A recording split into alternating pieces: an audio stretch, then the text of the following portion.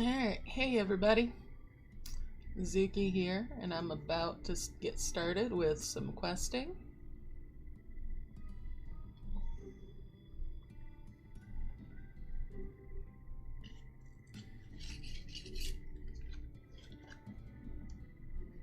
I'm just going to give you all a chance to get here.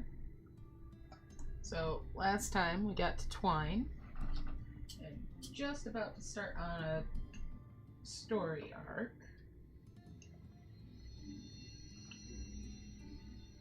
Within the main scenario. Hopefully this sounds a little bit better today.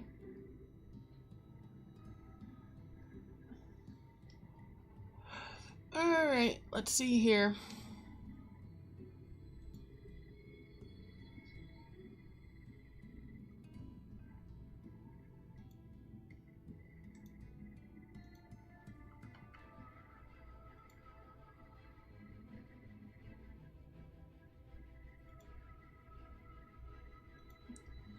Set my Discord so it's not beeping right over top of things.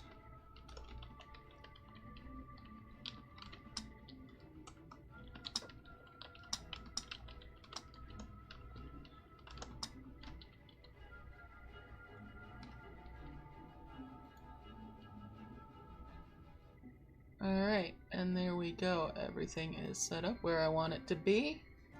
Alright, let's get going. So we're going to start right off with talking to Magnus here.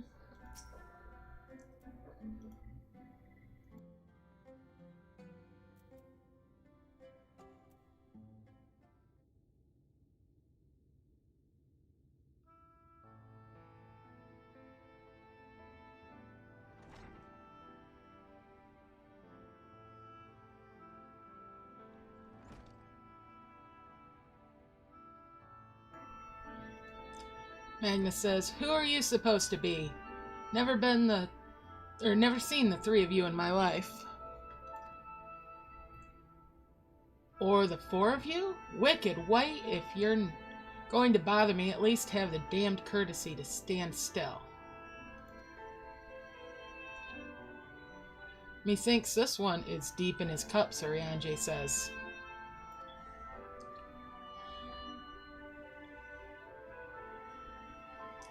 Dave says, "These are my guests, Magnus. We ran into them at the mines. They're looking for a way to reach Nabatharang, so they came to ask about the trolley, you see." Magnus says, "What? There's nothing in Nabatharang. Not anymore." Magnus says, "And especially not for frail little girls. Give it up."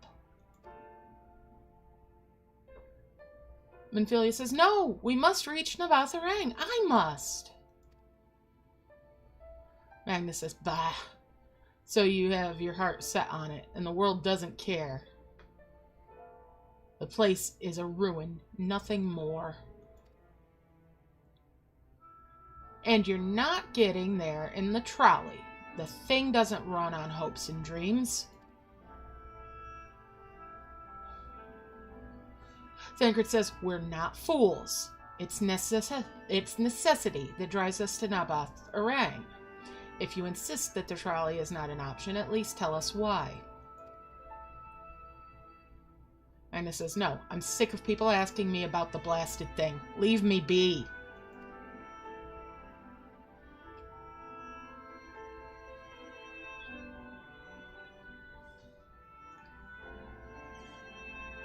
Thancred says, "We'll speak outside."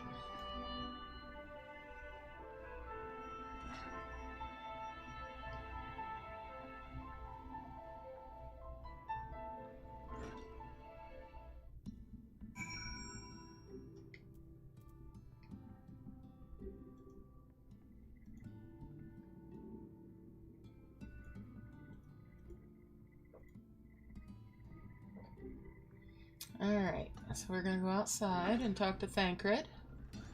To Minfilia. Alright. Minfilia says, "He only said that because he thinks I'm weak, and he's right. But I can't be. I won't be forever. There has to be some way. I must find it. Alright, let's talk to her again. Minfilia remains adrift in the turbulent sea of thought. Minfilia says, "Oh, I'm sorry. I was stuck in my own head again. It's clear that Magnus has no intention of helping us, but perhaps we should ask the other residents. They may know something of the trolley. I'll take the north side of town. Let me know if you learn anything." Urianger says, "Thancred, art thou truly content to stand witness to fate's course and take no part?" Thancred says, "This isn't a matter of fate, Urianger. It's about choice, and I've had years to decide where I stand." Minfilia has spent too long in chains already. I would not shackle her again by making my hopes known. It is for her to choose what shape her destiny will take. It is for me to stay silent, to protect her, teach her, and stand by her. That at least I can do for her.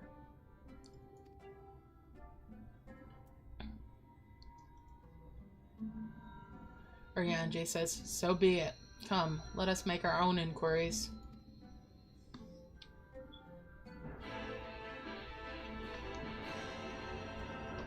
Alright. So there's a orange circle over here somewhere. There we go. There's somebody to talk to. Talk to Jarek. Jarek says, "Oh, there you are. I'll be pleased to know that I can... you'll be pleased to know I got our friend back home with no trouble, and he's just fine. He was a bit shaken up is all." "And you? What did Magnus have to say?" "He didn't say awful much. Discouraged us." Jarek says, "I did have a faint hope that your need might prompt him to action where our interests have not, but I suppose that was foolish of me. I am sorry we couldn't be of help, though. I could at least show you the trolley car we have here, if you like.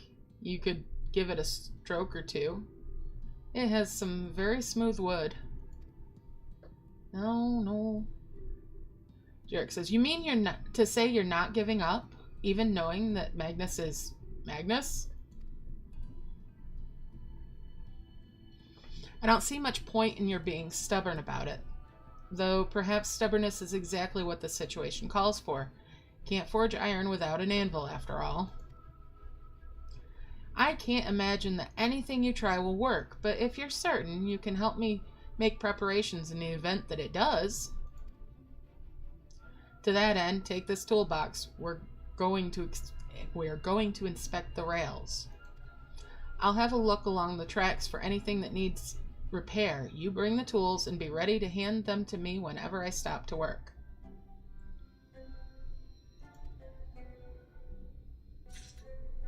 Okay.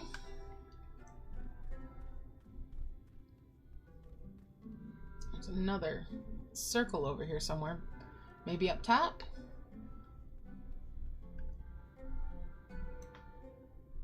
Anybody down there? Let's go up. Oh, that circle is down below. Well, we'll just jump.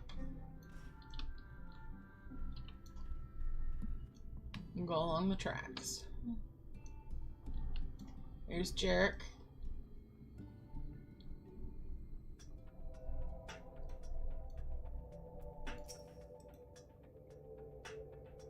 The spot looks like it could use a bit of work.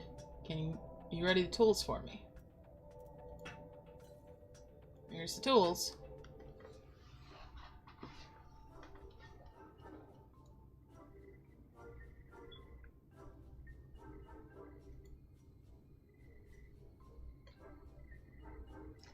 You open the box, revealing the proud array of lovingly maintained tools within. Brilliant! Now, if you could hand me what I need as I work, that would be a help. In this case, well, this bolt is loose, for one matter. We can't have that. I'll need to tighten it. which tool I provide. The vicious-looking saw, mid-sized wrench, or a ragged cloth. The wrench.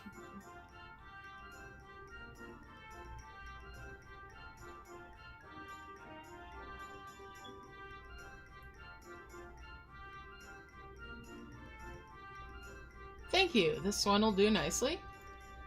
Now give me one moment and...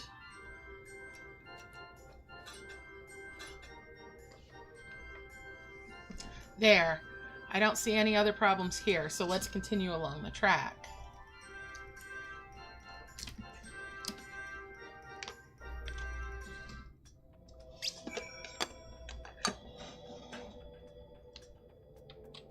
Alright, let's keep going. Oh, there's an aether current over there that we're going to interact with in a moment.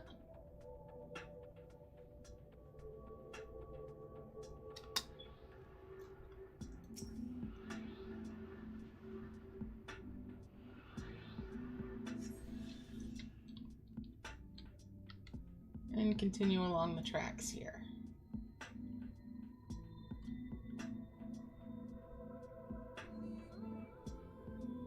Oh, there's Jarek up ahead.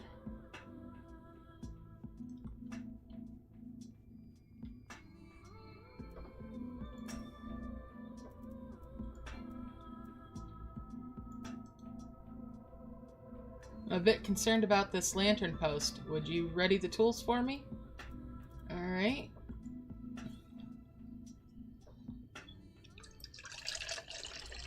Getting a drink. You set down the toolbox, the muscles in your arms enjoying profound relief, and open it once again. Jarek says, "You're quite handy to have around, you know."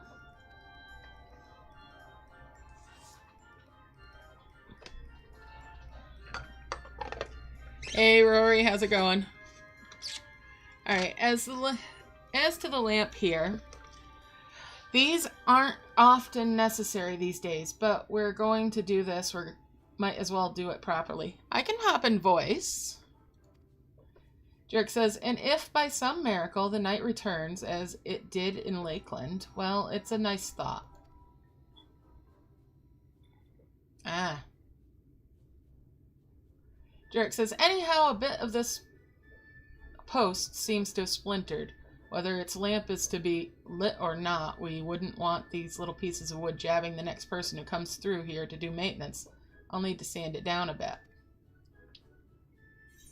Alright, what tool I provide? A saw, a hammer, or a rough file? The file.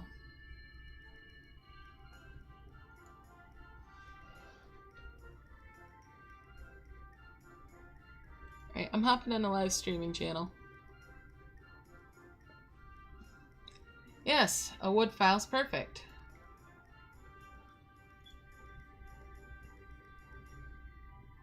Alright, well hopefully I'll get to Malika as well today. Alright, let me even this out, Jarek says.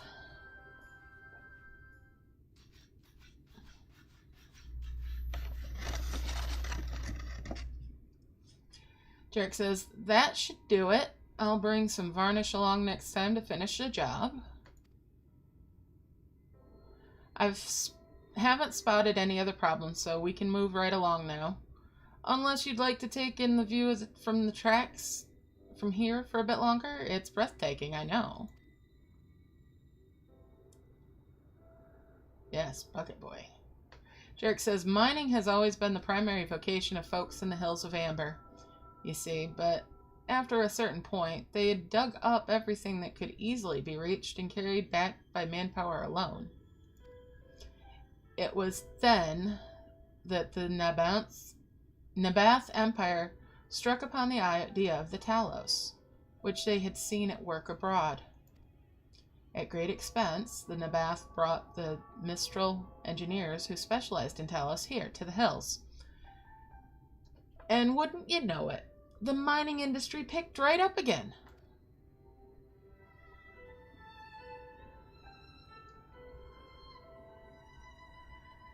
Twine itself sprung up around that time, as a matter of fact. It was named after the entwining of tales, the fruitful cooperation between the native Ronso and the newly come Mistel.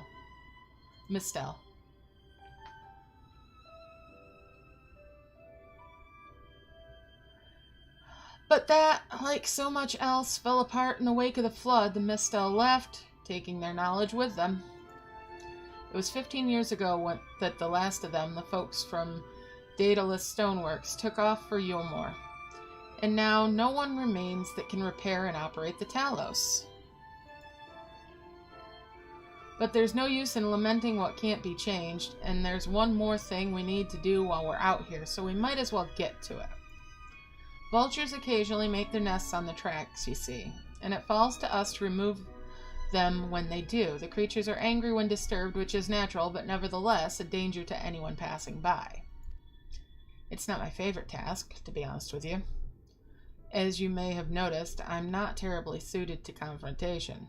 That said, would you follow the tracks north and remove any nests you find for me? I'll keep an eye on things from here.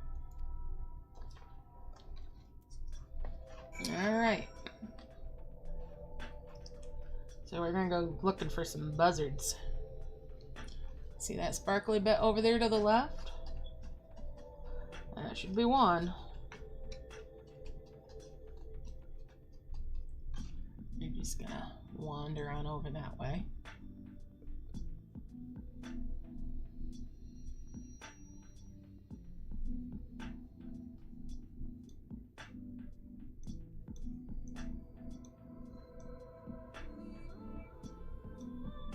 There's another one further on. Anything back that way? There's a big ass vulture down there. Hey.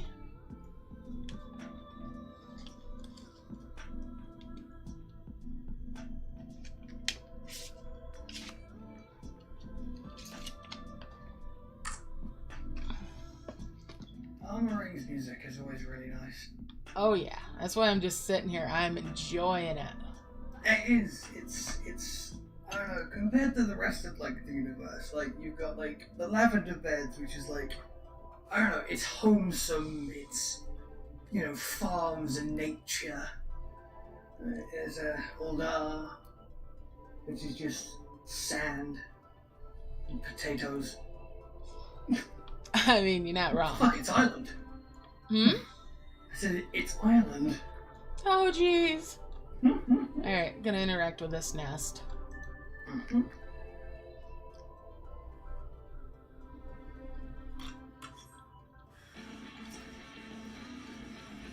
You gotta kill a bird. Or chastise it, at least. Drive it off.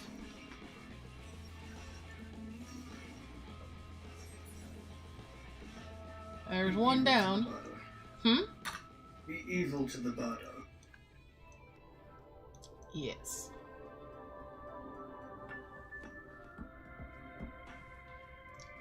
And another nest over here.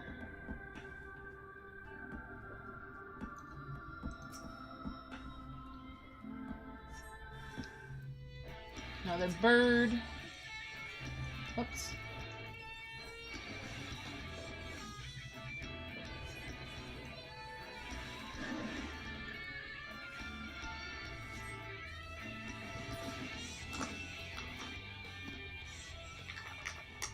And now for the last one. Let's go find the third. I might need to find a white mage cane that vaguely looks like a magical girl wand. Okay. Due to my current glam, Gotcha. I look a bit like a fat girl for some reason. Okay. Alright, third nest.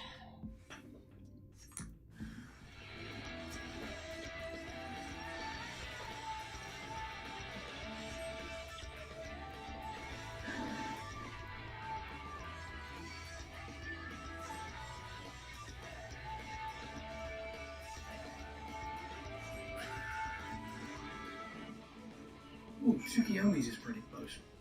Mm-hmm. I don't really want to be paying another 500,000 gil for one, though.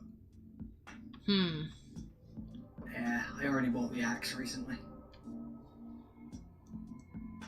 Do you want the... I think there's a crafted one, maybe? I'd have to be on Zuki to check that out. It is the crafted one. Tsukiyomi's is crafted. But for what it's going to cost for the material, you may as well just buy the bloody thing. Fair enough. Yeah. It's okay. I like my lamppost. Hmm. See if I can find you based on where the stream is. Right. You're okay.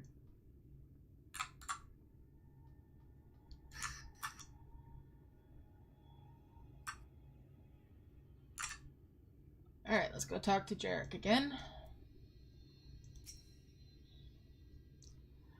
Jarek says, thank you. That should be everything taken care of. In return for your help, I'll tell you a bit more about the trolley. Nothing that can get it started again, though. As I said, the only people who knew how to repair the Talos are long gone. When they left, the life began to bleed out of the town. The trolley's tracks rusted, and its cars fell into disrepair. Now, I was born in Twine, raised there. My first word was trolley, damn it. And those were the worst years of my life. But then, about 7 years passed, Magnus and his wife returned to us. Magnus is a real, proper trolley engineer, and perhaps he would never have left in the first place if it hadn't been for his son. As you're well aware, Amarang is hardly the safest place, and Magnus wanted his child to grow up away from its dangers. It didn't help in the end. The Sin Eaters got the boy. Isn't that always the way? The child had always said that someday he wanted to see Magnus's trolley running again, so in his memory, they returned to Twine. Started fixing those rusted rails and broken cars, and it's been going well for a time.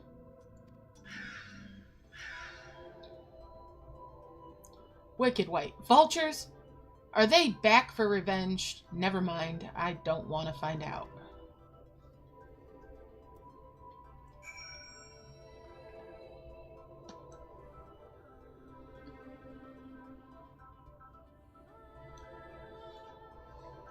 Ah, I see why you want a magical girl kind of, cane. Yeah. We will have to do some figuring later.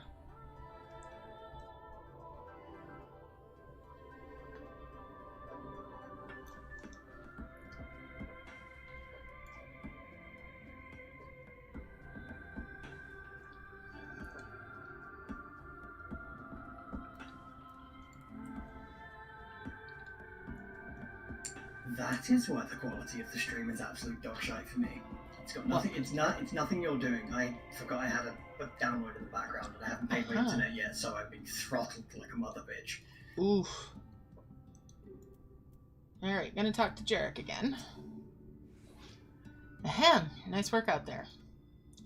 And now you know the story of the trolley. Won't do you much good without the Talos, though. If there was ever a single one that still functioned, things might be different, but, well, here we are.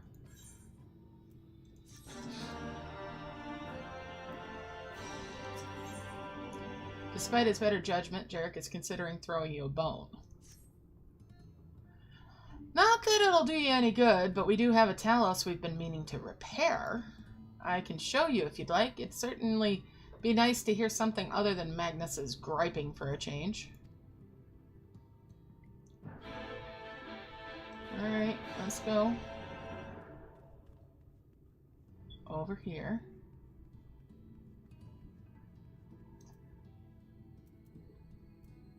Oh, that's quite the something, isn't he?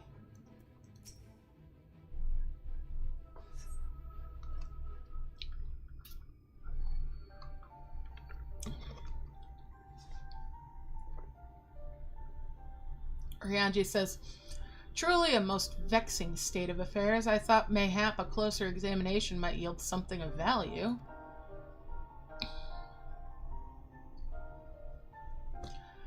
Ryanji says, I see. The means to build Talos, stone by stone, are lost to us, 'tis true, but here before us slumbers a most fine specimen. Indeed, were it not for a few minor failings, it would be in working condition. 'Twill likely require naught but a few modest repairs and a suffusion of aether. Jarek says, well, if you think you can get the thing up and running, far be it from me to stop you.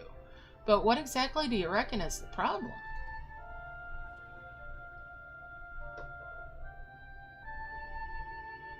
Urianger says, I should stress that I have performed only the most cursory of examinations, though such arcane constructs are not wholly unfamiliar to me. As I did suspect from the first, it is host to a network of veins through which aether floweth freely.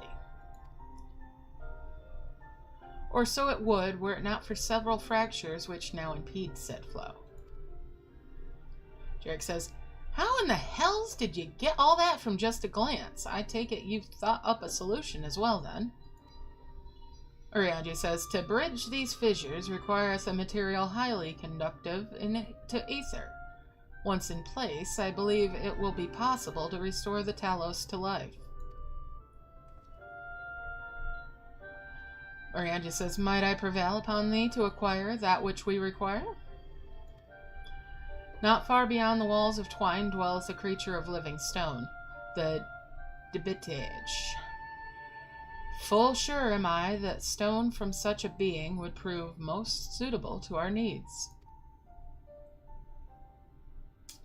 Got it. Go beat up a rock. Urianger says, very good. I shall have Thancred and Minfilia attend me in the remaining preparations. I spied but 3 obstructions to the flow of aether in the Talos, and thus would I ask you to provide 3 stones of the emet-selch. All else will be made ready upon thy return.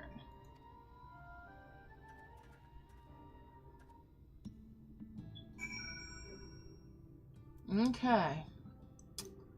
Time to go beat up some rocks, I guess. Let's go.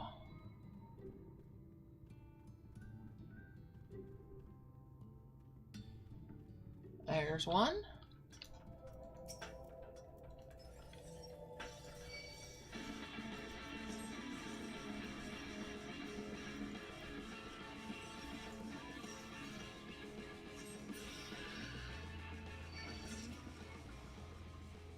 And there's another one.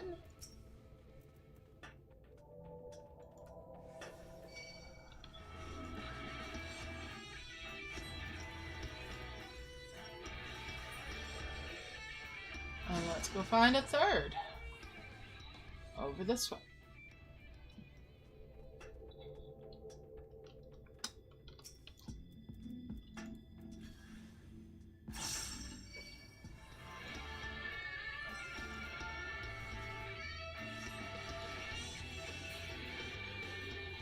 And that's another one.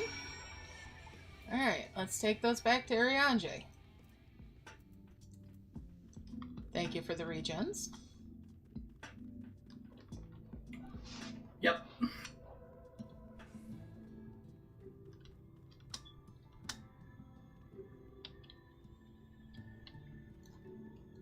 Alright, got your rock juice. Urianger says, Thancred and Minfilia will return ere long with the remaining supplies we require.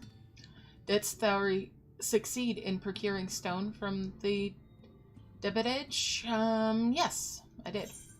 Here you go, buddy.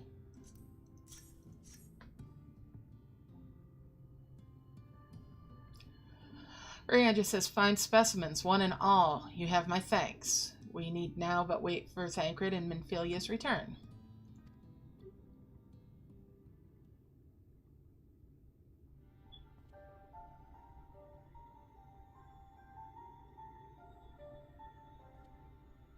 Urianger says, from end to end, the paths by which aether may flow through the Talos have been duly mended. They but require a sufficient endowment.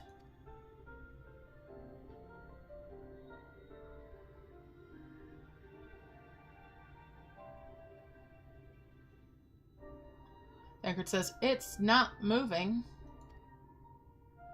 Urianger says, strange. The core refuses to stir. I fear the condition of this Talos is more dire than I previously surmised.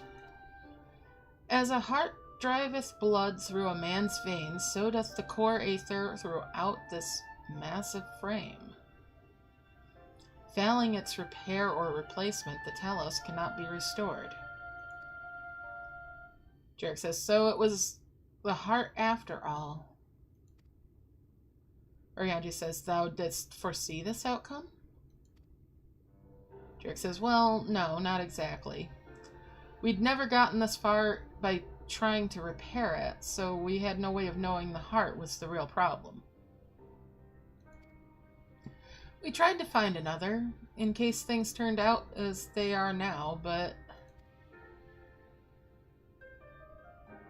Minfield says, Jarek? Jarek says, this isn't really my story to share. Minfield says, please, Jarek, if something went wrong, maybe we can help.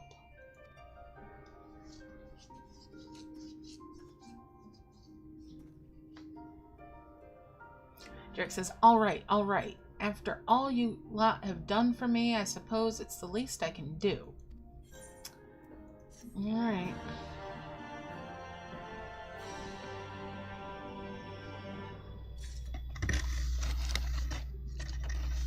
Let's see here. Who do we talk to? Jarek. All right, Jarek. Jarek may come to regret his next decision. Jarek says, right then, the Talos, their hearts cannot be made of just any stone. You need a special sort with sufficient ethereal conductivity. Both it and the other materials used in the construction of Talos bodies are mined in the same place. That place, of course, being here, the Amber Hills. And it was 3 years ago when she... No, I can't. I'm sorry. You'll have to hear it from Faye or someone else. Wait, come on. Issues with confrontation again. Thancred sighs. Back to the tavern, then. Alright, let's go.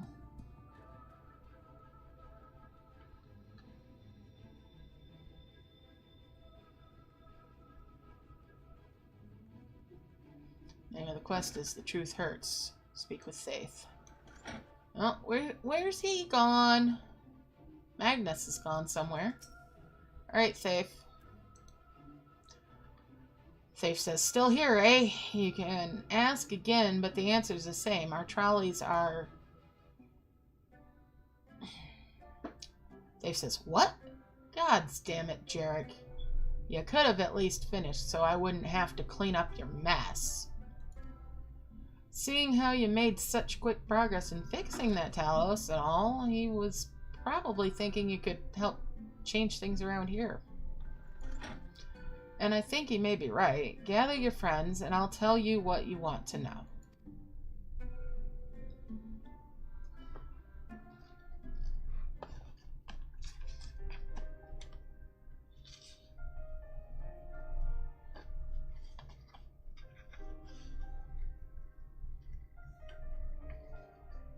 Magnus's wife was a miner, you know. Greatest prospector there ever was.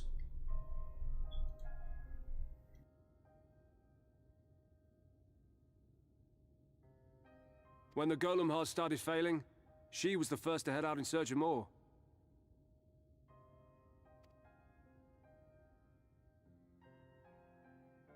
Problem was, most of the veins ran dry ages ago, and finding fresh ones to tap's only gotten harder.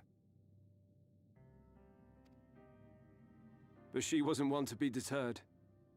She just kept digging deeper and deeper. And then the mine collapsed.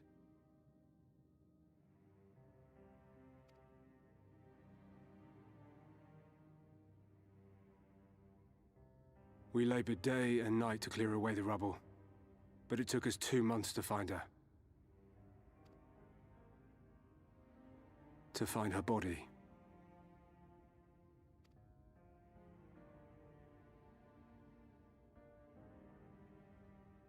Magnus has never been the same since.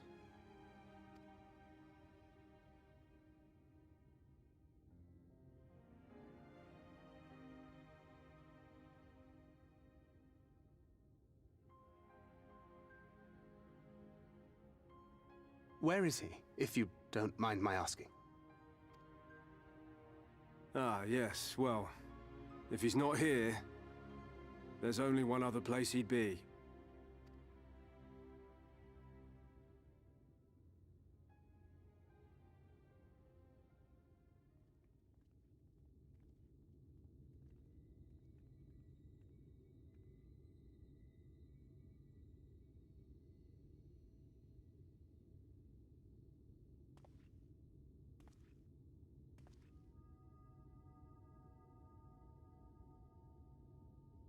What?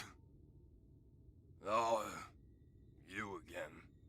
How many times must I tell you? The trolley won't run! We'd be better off dismantling the damn thing and selling the parts for scrap. Now, piss off back to wherever you came from. And don't let me catch you around here again.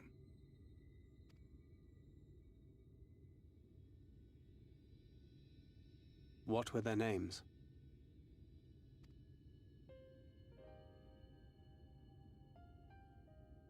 My son was named Skuli. My wife, Agna.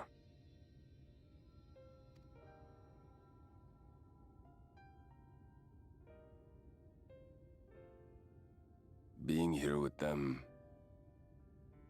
it beats going home. Home stopped being home when I lost them. I thought to try and drown my sorrows. But somehow, the bottle's never deep enough. No bottle is. Believe me, I know. You've lost someone too?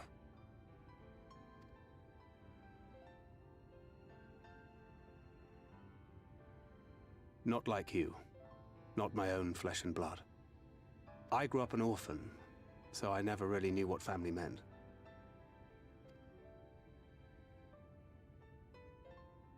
Not until I met a man who offered to take me in and make me his pupil. He was a kindly soul, always looking out for me, like a father. Not that I appreciated that at the time, or anything else for that matter.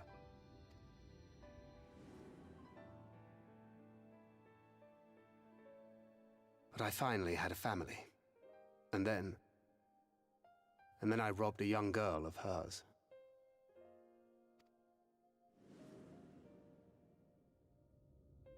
I did my best to make amends, to offer her comfort. But the more I look back on it, the more I realize just how inadequate my efforts were. I let her down. That is why I refuse to let her legacy die.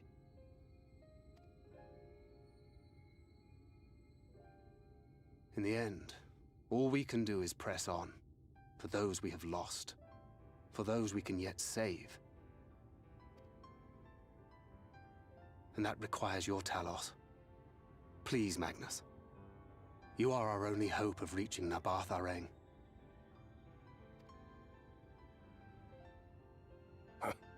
What rubbish.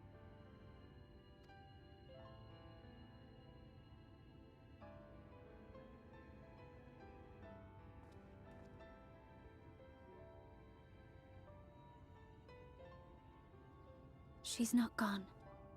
No matter what you say or believe, she's not.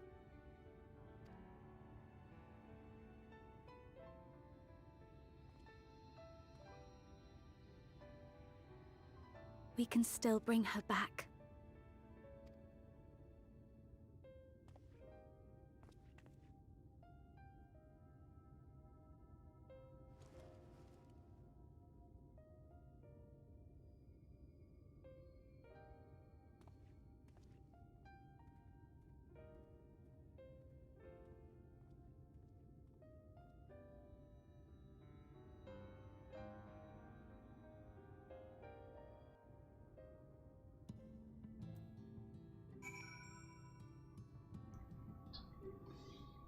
He says so much with that jester. Alright, Urianger says, full well do I know the pain of loss and how heavily it can weigh on one's heart.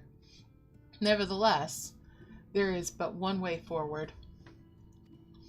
We must needs procure a new heart for the Talos. Dave, knowest thou any location wherein we might find the stone we require? No matter how scant the possibility, we would seize it. Dave says, I told you near all the veins are tapped out years ago. Though I suppose if you really want to try, you can find something at Nuri's leavings. It was opened well before Talos became commonplace, which is why the mining there was never quite as deep. When you get there, look for Gothjon and tell him I sent you. But don't be surprised if he tells you the same thing. Uriaji says thine assistance is most appreciated. Alright, I think it best Thancred join thee in this search. Though he would be quick to deny it, his heart is in turmoil and his thoughts clouded. 'Twould be unwise to ignore his distress. Alright. Gotta find Thancred. Somewhere here in town.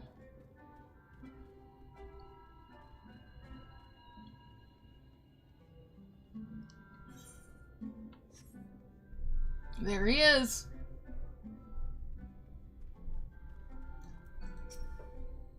Off to somewhere, are you? Thancred says. Thancred says, at last, a lead on the stone we need to power the Talos. I can't very well have you go on your own. Lead the way.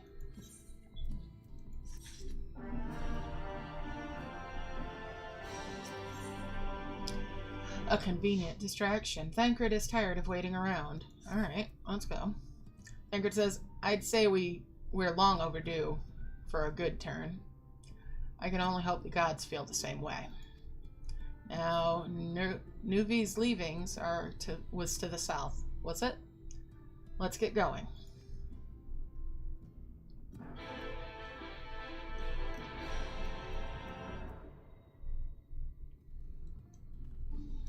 You coming with me? That's quite the plan. Yeah, here we go. Nuvi's leavings.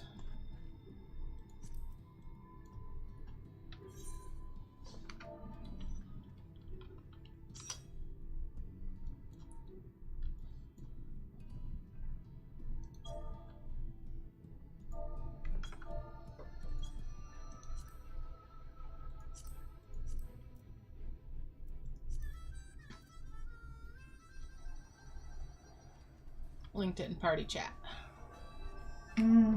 That's all.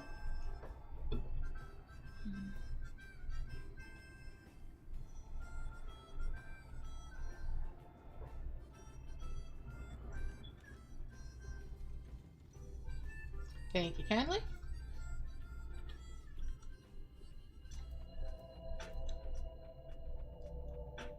Alright, Thancred, what you got to say to me?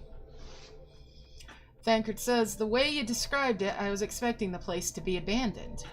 Perhaps our fortunes are finally improving, though we should still probably hear what Gothjon has to say before we celebrate, assuming we can find him, that is.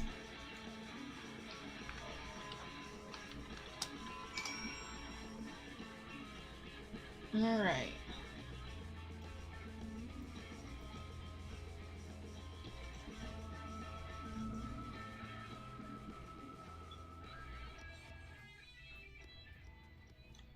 Is that the dyeable version? Did you... Nice. Yeah. Very nice. Hey, when you buy it from Centurio, it all comes augmented now. Nice. So you just buy the dyeable version. It looks really nice though. Cool. Cassie chose the colour. She wanted a purple, and I was like, there's shit purples in this game, so we went with royal blue instead. Cool.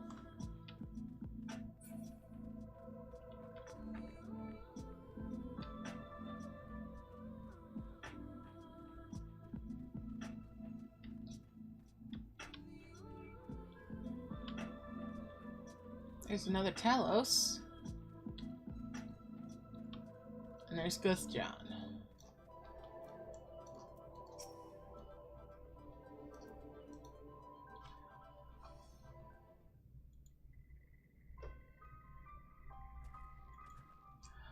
Gothjon says, who are you and what are you doing in here?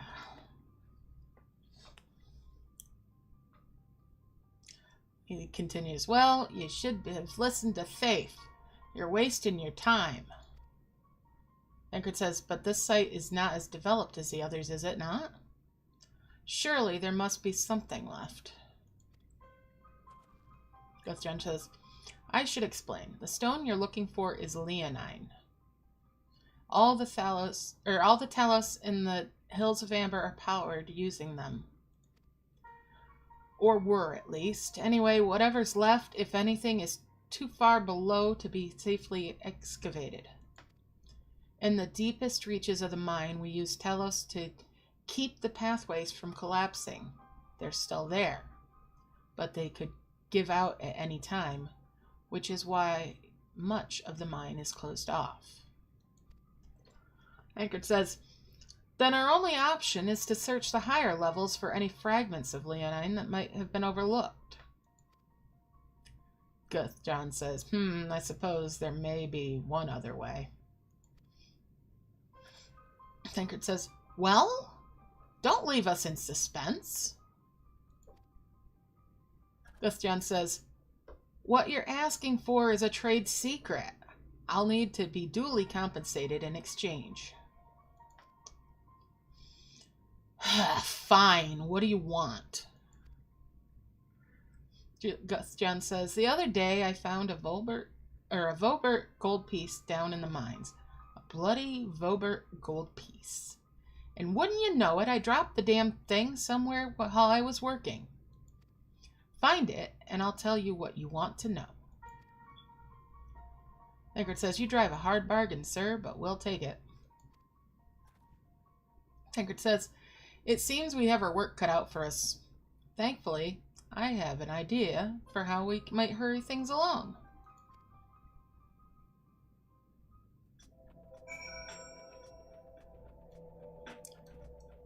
Alright, what's the bright idea, Tancred? I'd have just been like, how about you tell me what I need to know, and we don't leave your body down here for the rats.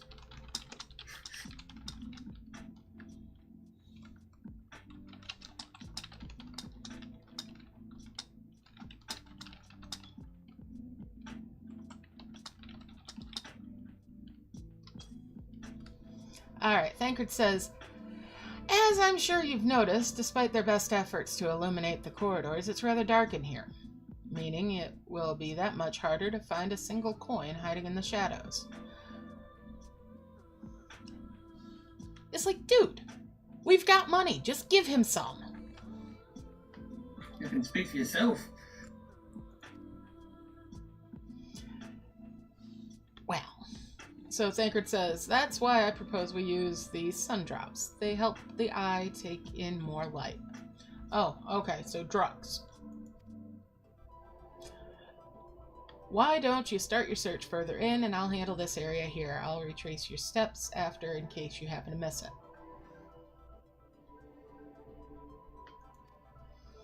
If you feel the drops effects wearing off, I can give you more, so don't worry. Alright, let's go. Off we go. I'm just sat in the lap of a Talos at the moment. Search the shadows, find nothing. Perhaps the gold piece lies elsewhere.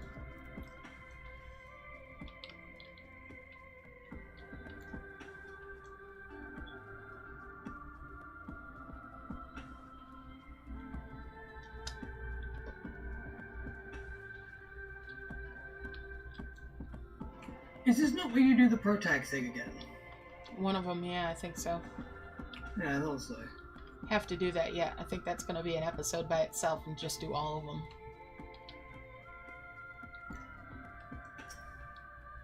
No, I mean when you have one of your echo visions. As you search the shadows, a glint catches your eye. You turn over a rock and find the Vobert gold piece. Found it. Yay.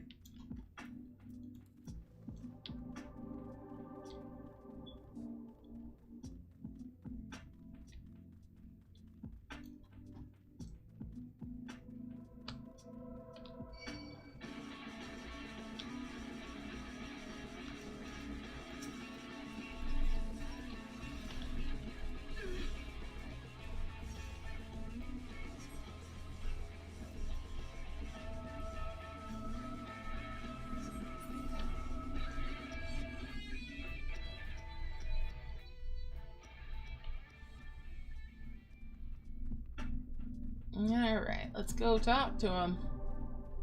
I've got his gold. Thancred says, I was hoping he dropped the gold piece somewhere closer to the entrance. More fool me for thinking Lady Luck was on our side.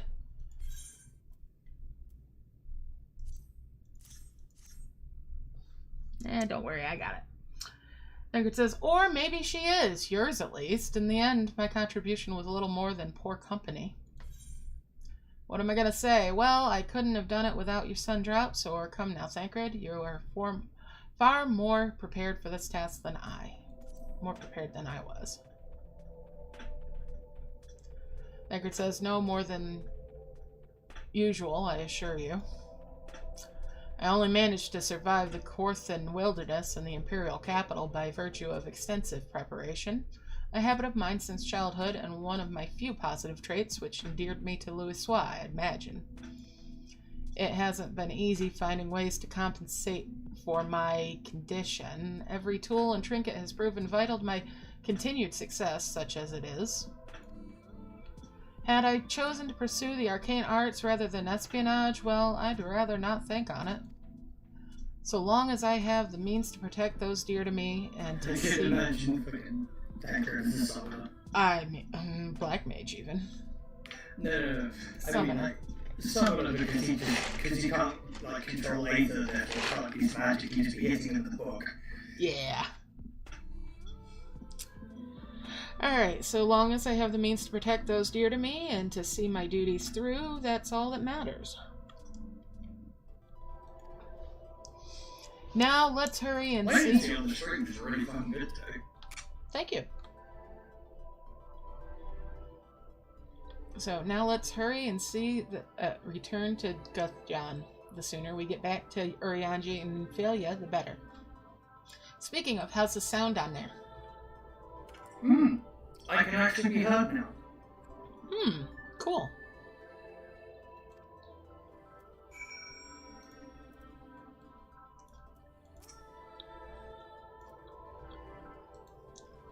Speaking of sound, are we getting a new mic soon-ish? I'm gonna get a proper XLR condenser mic. Cool.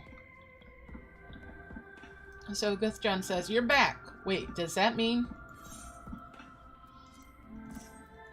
Yeah, buddy, there's your gold piece.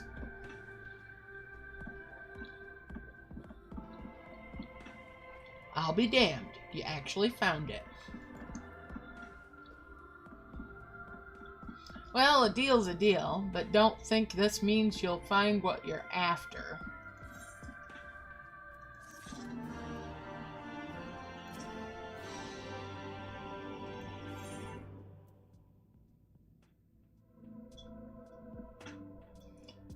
Alright. Luckily, he's a man of his word. Alright, let's see. To be honest, I wasn't sure you'd pull it off. But you did, and I'm a man of my word. Come with me.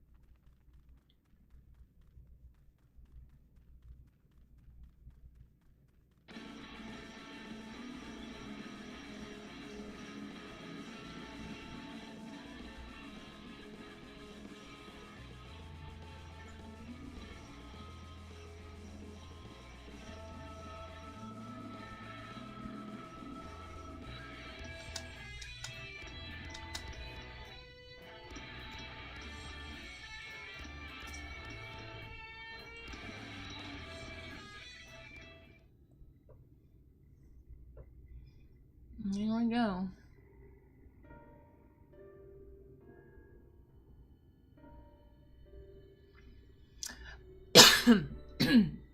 Excuse me.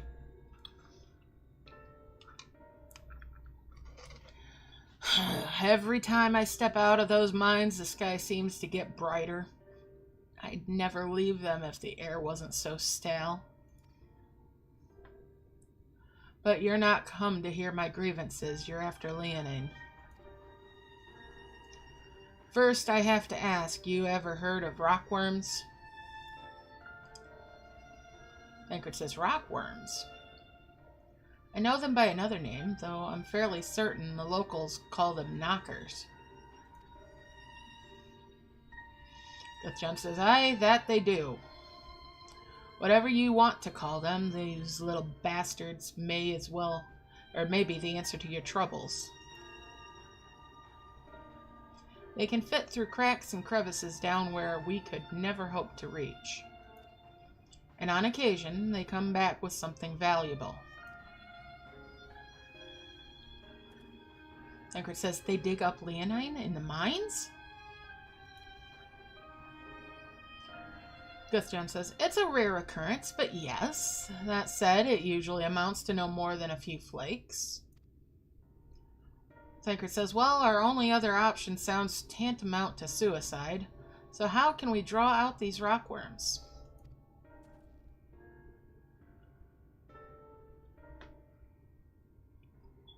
Githjump says, over by that shack, you'll find a bag full of smoke bombs. Set off a few in the mines and you'll flush them out in no time. Once they're out in the open, knock them senseless and check their backs. I should warn you, this method of mining, if you can even call it that, is used as a last resort on account of what little they're like to bring back. You'll want to cover as much ground as you can if you hope to find anything of value. Assuming you do so, find something, bring it here and I'll have a look. Thancred says we should split up if we're to cover more ground as he suggests. If you can cover these 3 areas on your map, I'll see to the parts between them.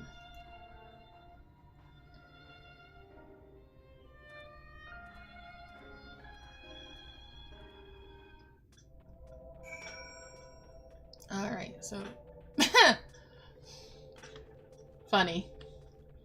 Alright, so obtain the smoke bombs from the nearby shack.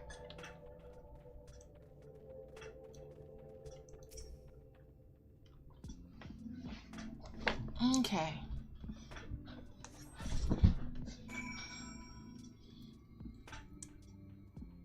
Place the bombs at the designated locations inside the mine. We'll start by this end.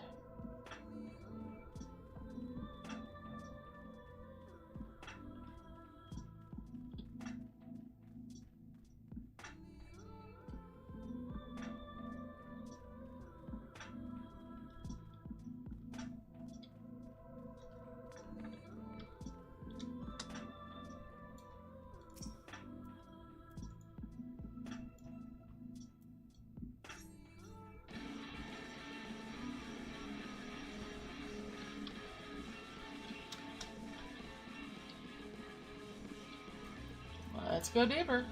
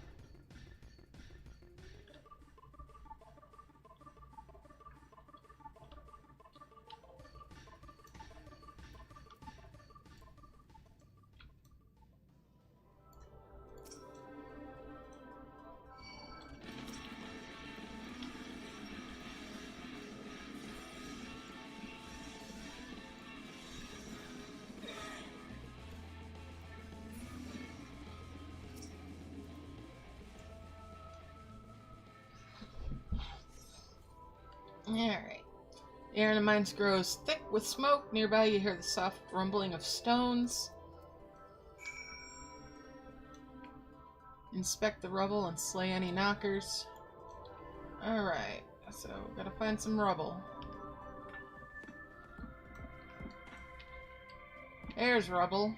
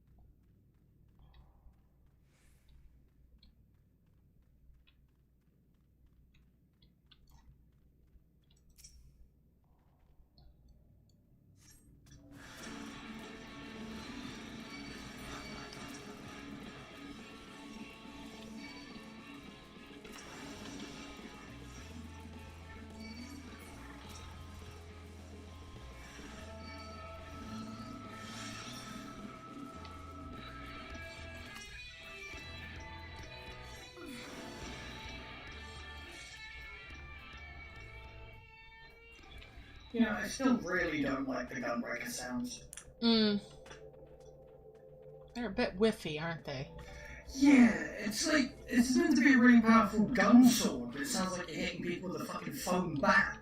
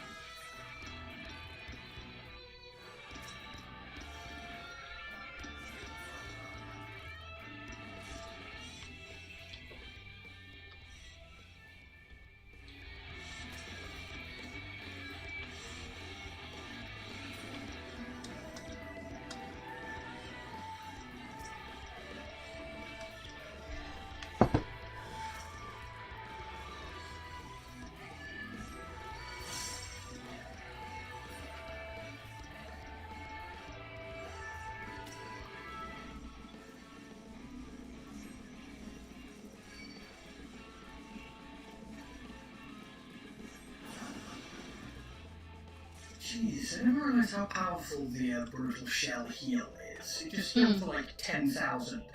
Nice. That's crazy.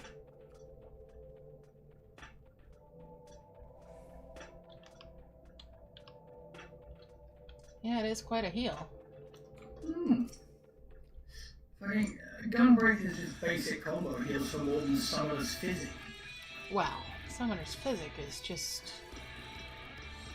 Ugh. And even with all of the changes that are coming, they still fucking have it for some reason. That's like, why? Just either get rid of it, or change it to be something useful. Like a shield or something, I don't know. Anything.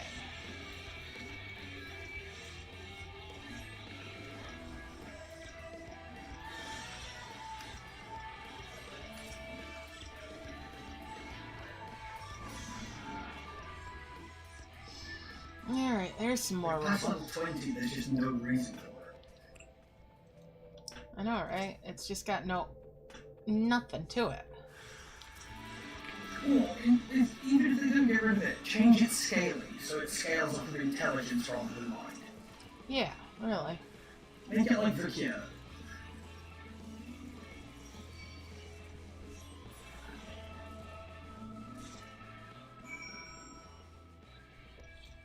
Alright, time to head back out.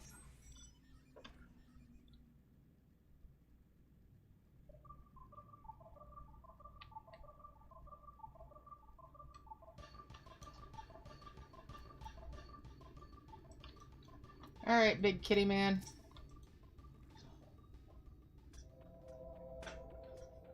Guthin just says, "There you are. Find anything promising?" Here's some glittering rocks. Between the two of you, I'd say we've got quite the haul. Best get comfortable, friends. It's going to take time for me to sift through all this.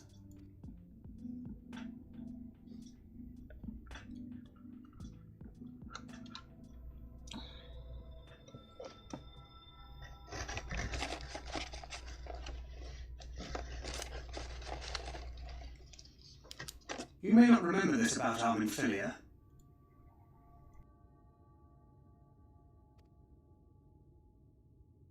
But prior to founding the Path of the 12, long before the Scions, she was something of a minor.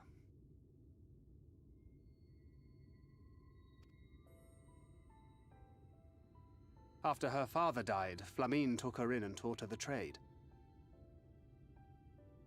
I think they were both seeking to fill the void left by a loved one. Maybe that's why she took to it so readily.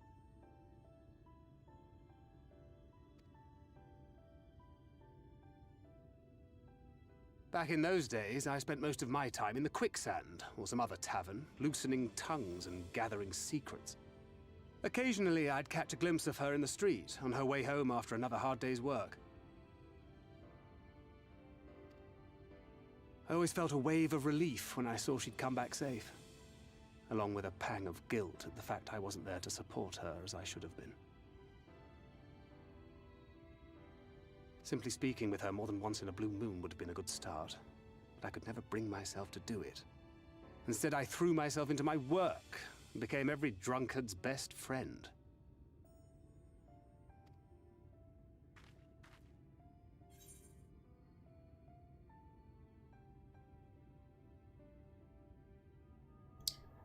So what am I gonna say? Will it be, I can't imagine she thought too highly of you back then, or not your finest hour, to say the least? I'm gonna say not your finest hour, to say the least.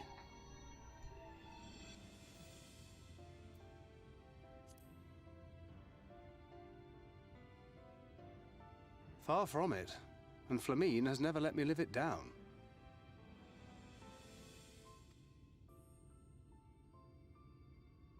But that was a lifetime ago. Here and now I have another chance to do things right, and I will not squander it again. Hey! Come and see what I found! You're not going to believe this.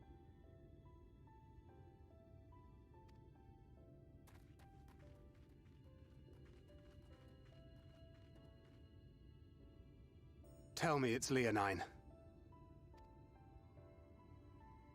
It is at that.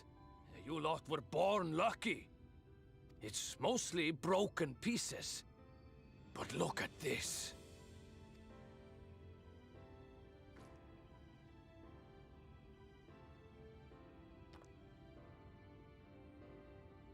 This is a rather fine specimen. It's been decades since we found anything approaching this big. But that's not all. There's an engraving on it. Ah, these scratches here. They're a little hard to make out. To my beloved Magnus and Schoolie.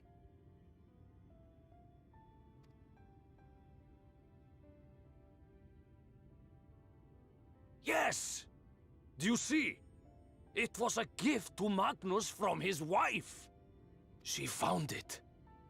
She really found it. She must have spent her final hours carving this message into the stone, in the hope that he might see it one day. Those rock-backed bastards must have made off with it before we could clear a path to her.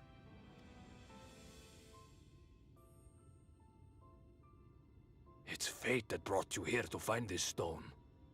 No other explanation. It makes me wonder what else might still be buried in these parts.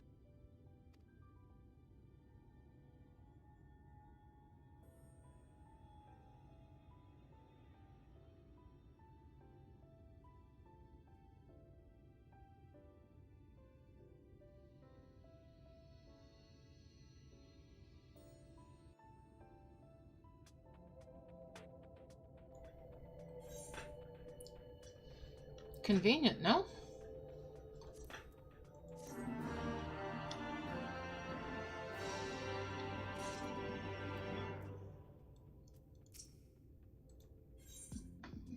Ghost John is still reeling from your miraculous find. He says, I wouldn't believe if I had not seen it for myself. Before you set it in the Talos, would you take it to Magnus? For 3 long years, he's believed she died for nothing. He must know the truth, that her sacrifice was not in vain. Thancred says, we'll take it straight to him. You have my word. Thank you, Ghost John, for all your help. Thancred says, right then, let's not keep everyone waiting.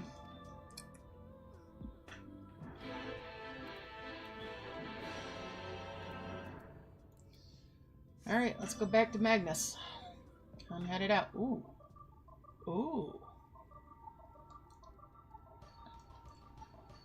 We'll avoid these cactus.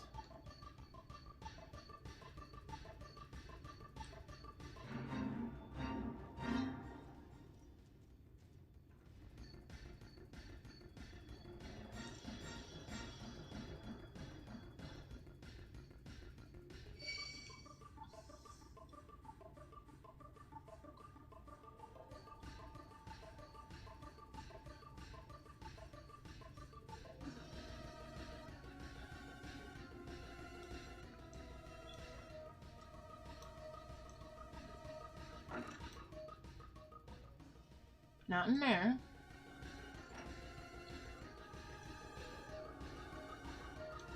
Ah, he's up here. Still at the graveside. Hey, dude.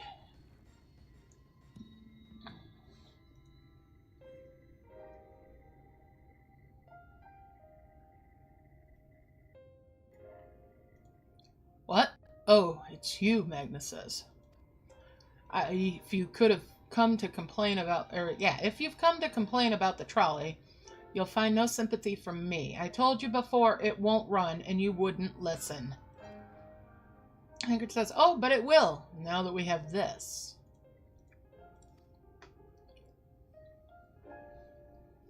Thancred says, your name is engraved on it, along with your son's. It was a gift from your wife, Magnus, from Agna.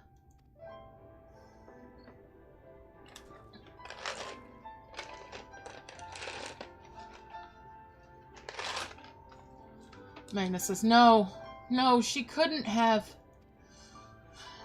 Agna.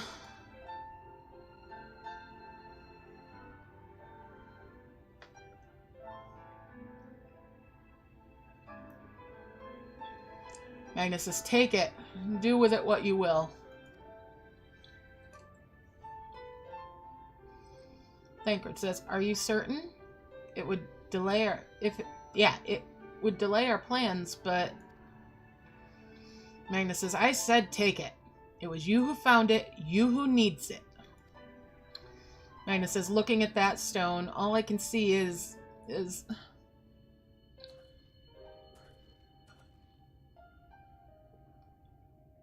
Magnus says, please, just leave me be.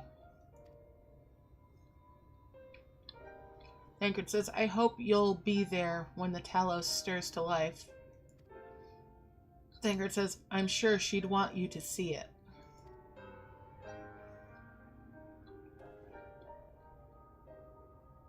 Thancred says, Would you do the honors of delivering this to Urianger?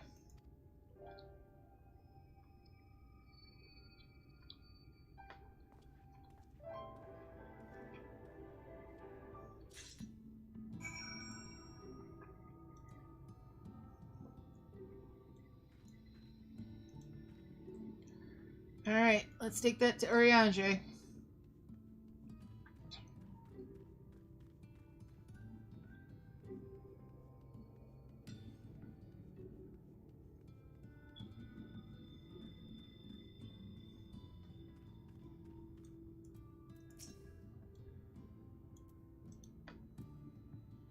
Urianger says, "Thou art returned with Leonine, it would seem.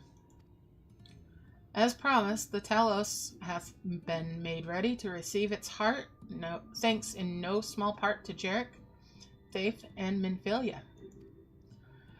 At last we shall return time to the timeless, the sentinel of stone, that we may press on towards Naboth the Rang."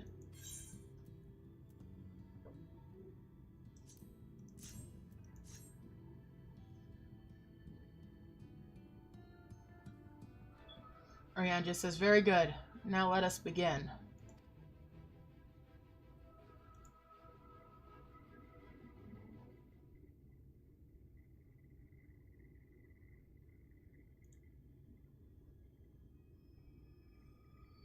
Preparations for the enchantment are complete.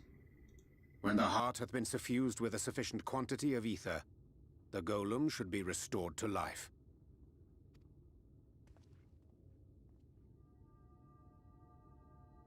All right then. Whenever you're ready.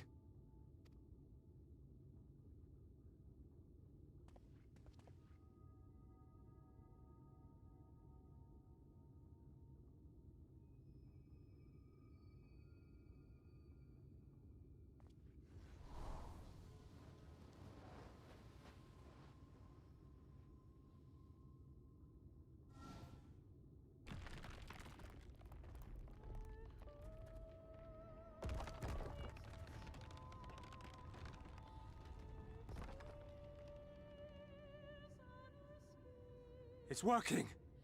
It's working!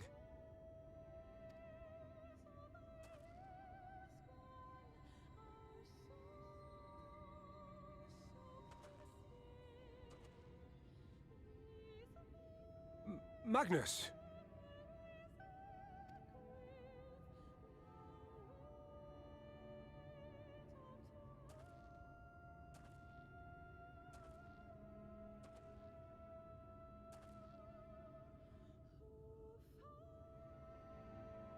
You left me for this?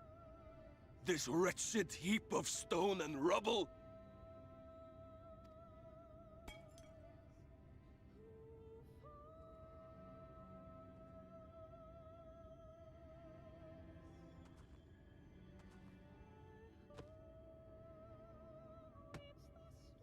This worthless pile of earth? And yet, I can't. I can't.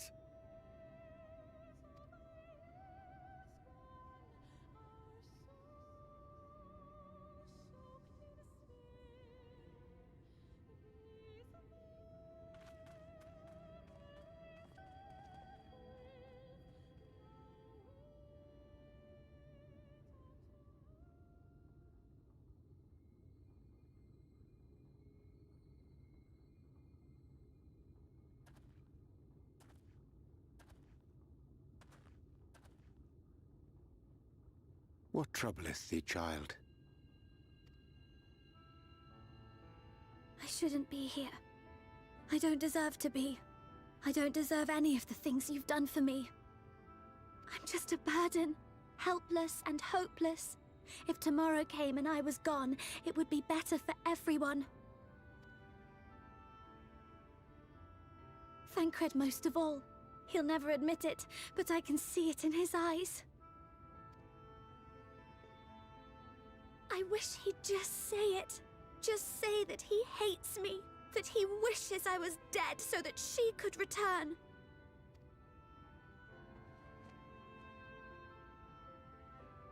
None of this is thy doing, I forgot child. how much of an emo kid she is. 'Twas I who set the oracle on her path unto the first. I who condemned you all to suffer these torments. 'Tis my sin alone, and one that will haunt me unto my dying day.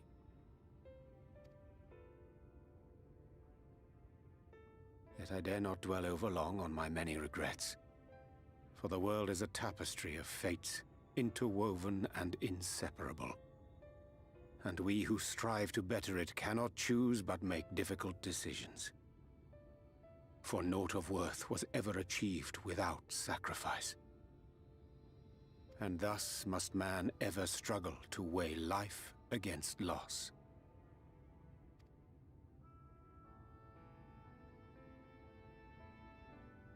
The one for whom thou mournest beareth no grudge.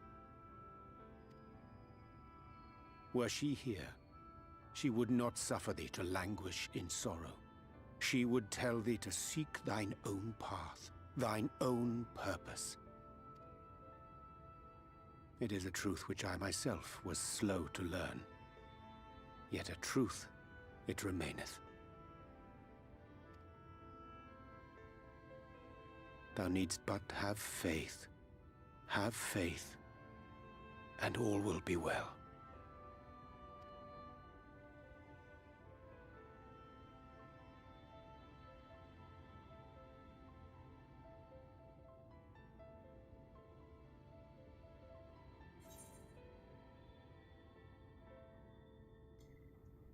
So what to say?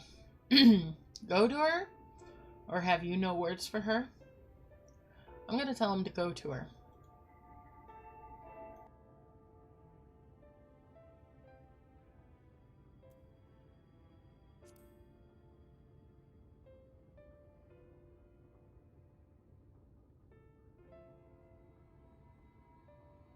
Not today.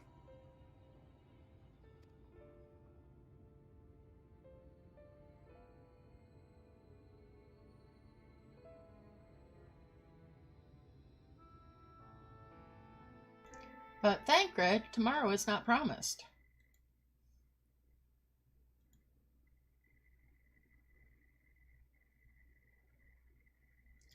Meanwhile, in the Crystarium.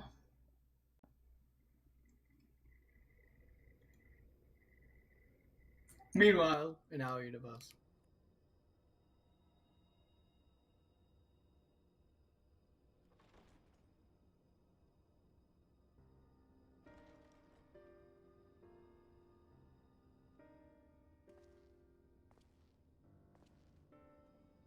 To what do I owe the pleasure that is your extended stay? Oh, to the tediousness of our hero's present endeavors. That and the insufferable abundance of light in Armorang. I should be glad to keep my distance. Oh, I'm rather fond of sleep, you know. It's a wonderful way to pass the time. Not that my compeers would agree, mind you. Always on the move, the lot of them. Like La Hebrea, constantly jumping from vessel to vessel. Such fire, such determination. So much passion fleeting and forgotten.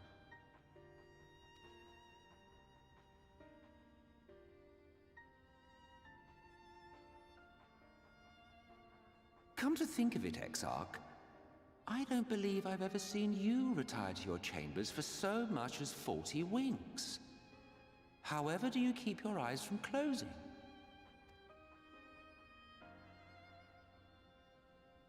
The cold shoulder. You wound me, sir. Always so guarded in our every interaction. Interactions you curiously refrain from sharing with the Scions and their champion.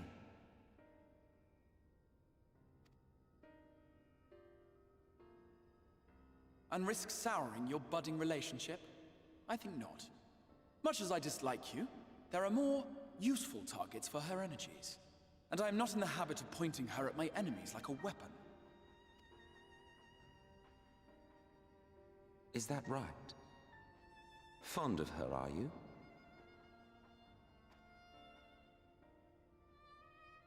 You continue to fascinate me, Exarch.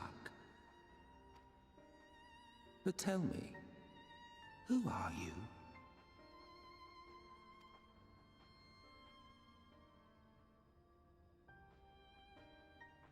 The once great nation whose ingenuity gave birth to this tower was shaped by my hand.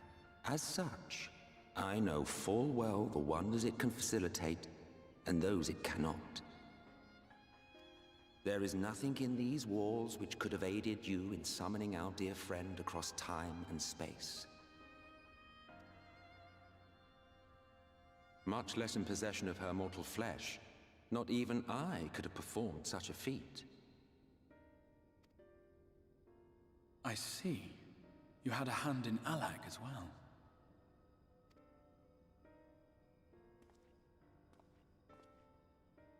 You would know what I am? I am the adjudicator of the sacred history with which you dared trifle.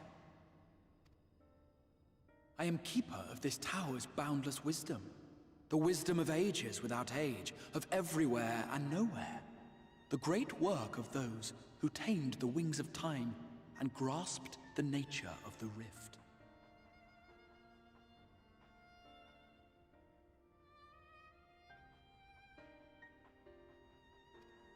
'Tis a boon born of sacrifices yet unmade.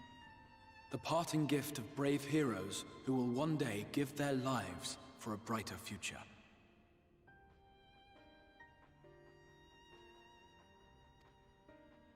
I will not see their hopes and dreams squandered. The history which led us here will be unwritten. I promise you that.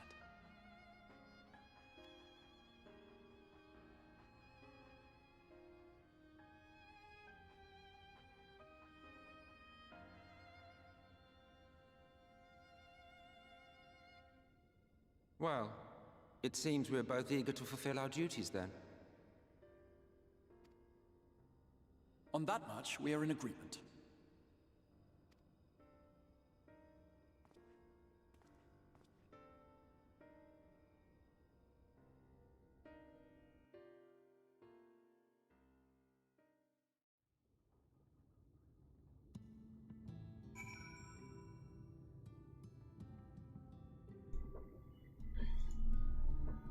Well then.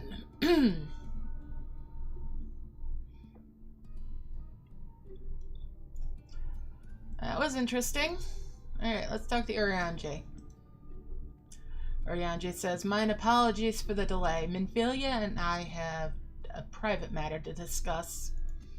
Which bringeth me to the question, how didst thou find Thancred during your search?"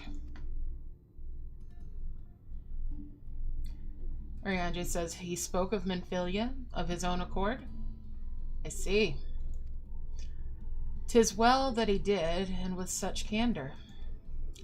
I attempted to broach the subject before. Mine intention was to ensure no words remained unspoken between them, lest tragedy intercede. I regret I myself know all too well. Alas, in the end he refused to heed my counsel. A time will come when they must face the reality of their circumstances, but I have faith that all will be well in time. Now, let us not tarry any longer. The Talos and Nabatharang await.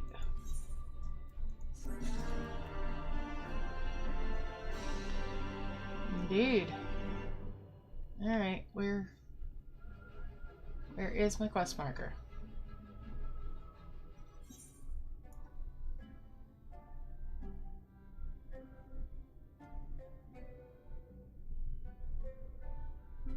There it is.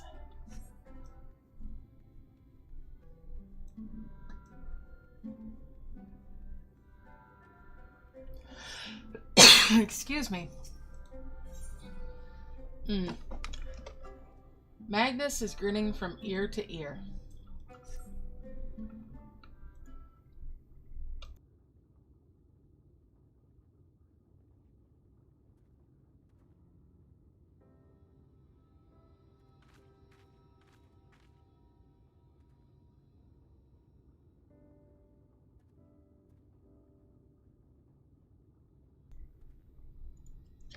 It's been years since I've seen a Talos in such fine shape. Would the Agna was here to see it. Or our son.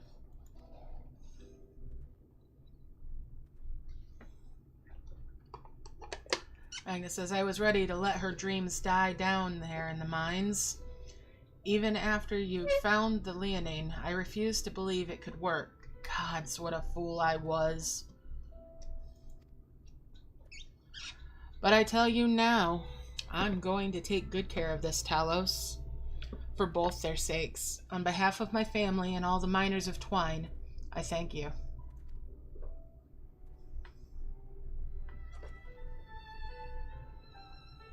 Well, enough chitter-chatter. Let's get you lot to Nabatharang, eh?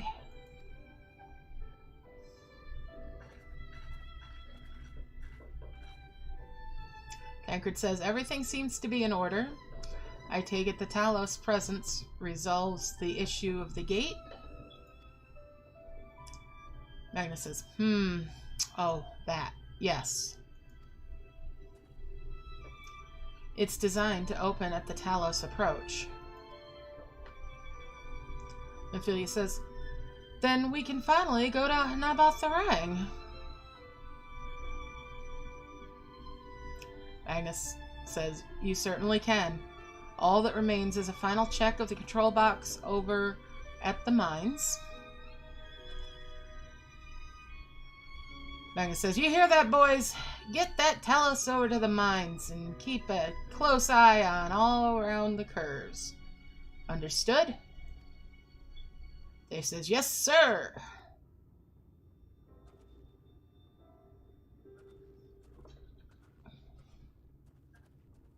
Ariandria says, let us repair to the mines then.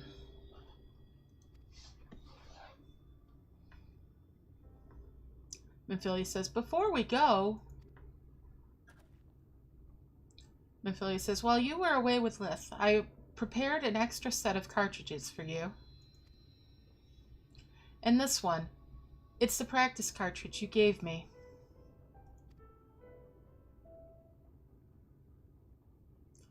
Minfilia says, I know I should have thrown it away years ago, but I've been adding a little extra to it every day. After so many charges, I'm honestly not sure what it will do, but I wanted you to have it, for luck. Tancred says, Minfilia,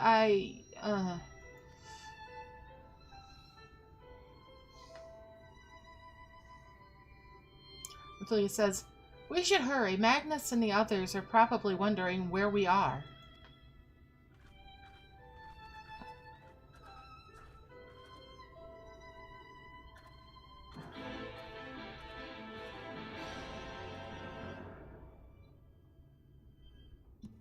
All right.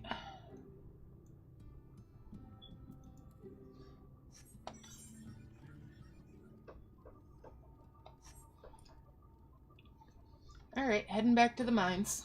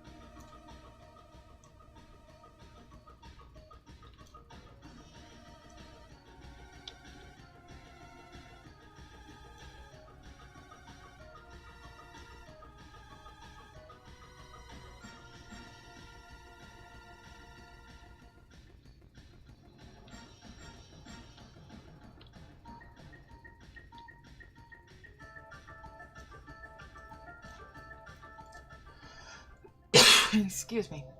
Here we are. It's like the Talos is all loaded up. Let's see what Tancred says. Tancred says, I know what you're thinking, and I will talk to her when the time is right. Ariandri says, all appeareth ready for the grand departure, but one task yet remaineth. What's Jarek say? Jarek, is this not the most beautiful sight you've ever seen? Oh, if only I could capture this moment in a painting or even a quick pencil sketch. Hey, you seem pretty good at everything. You wouldn't happen to be an artist too, would you? No, that would be somebody not here. Alright, Thafe, what do you got to say? Thafe says, ever since we got the Tellus moving again, Jarek has been acting strangely. Perhaps strange isn't the right word, more overexcited. But as long as he gets the job done, I suppose I can't complain. And yes, let's talk to Magnus. Magnus says, luckily, Thafe and Jarek didn't spend the last few years trying to drink themselves to death, and had the good sense to maintain this stuff. I'll have to thank them later. Okay.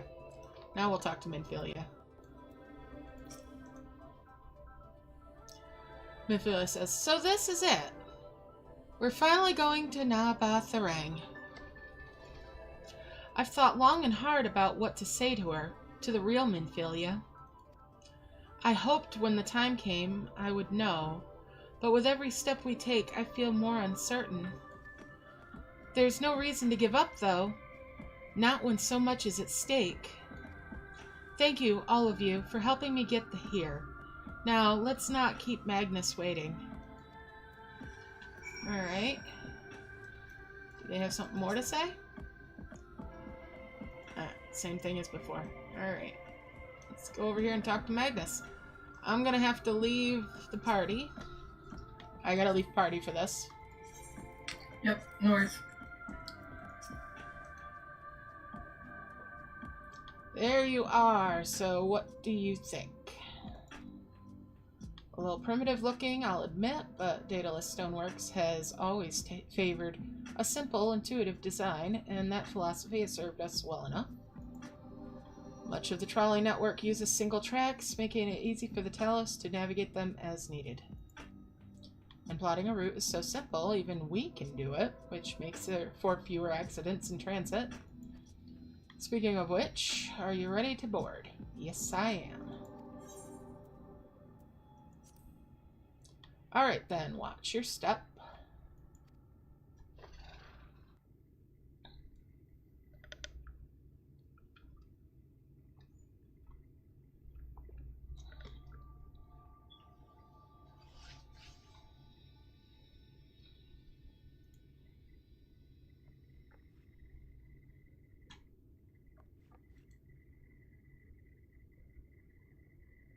Ariange?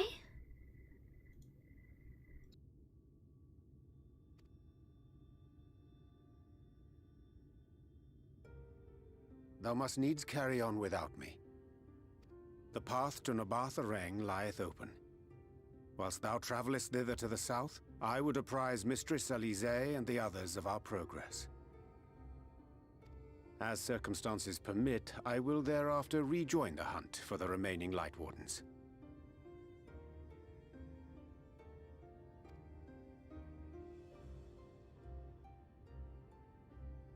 Magnus, will the gate close immediately after the trolley passes through?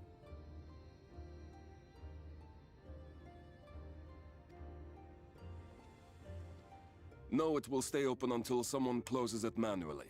Built that way to prevent any untimely accidents. Then you and the others can meet us in Nabatharang, after giving the Ilmorans the slip.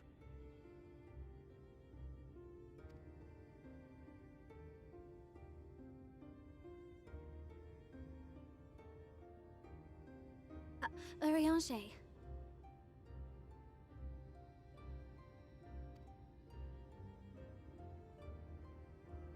Thank you for everything. Remember, thou needst but have faith.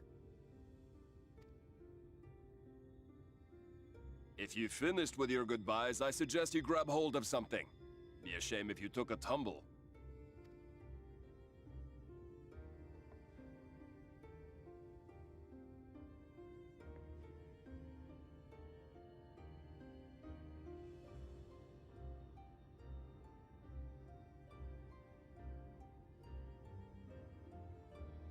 The tracks beyond the gate aren't in the best of shape, so the trolley can only go as far as Malik.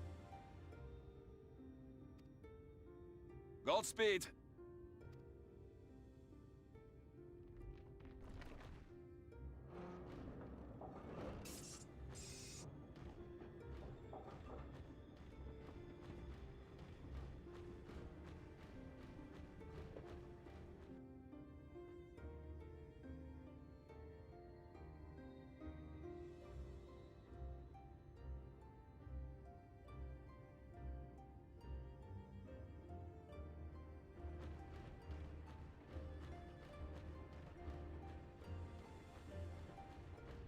Ah, that must be the gate.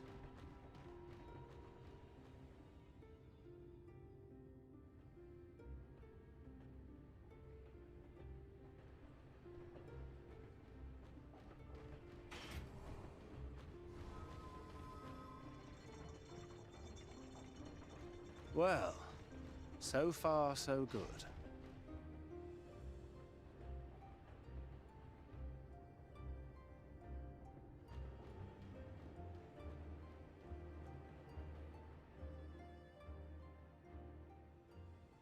Wait, is that Ranjit?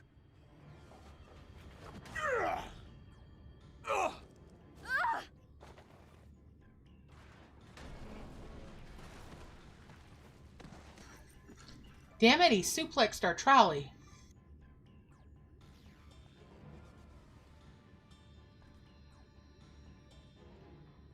You're a stubborn old swine, aren't you? One who has mastered Gukumots fears not the blackest pit or the fieriest hell.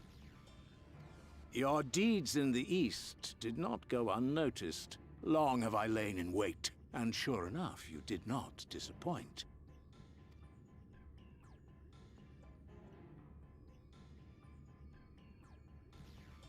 Had you only sworn fealty to Lord Vorthry, you'd have no cause to skulk about like frightened animals.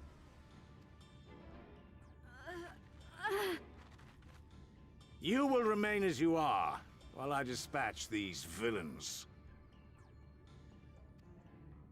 No, I won't. I won't let you.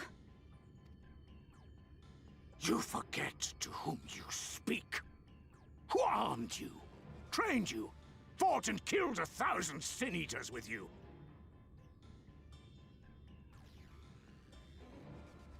And when you were inevitably cut down and lay lifeless in my arms, who sought out your successor to carry on the futile struggle again and again? We seek to bring peace to what is left of this shattered land, while these mad fools would only bring further chaos down upon us. Do not be deceived, child. Only by Lord Vorthry's hand will this dying world know a sliver of salvation.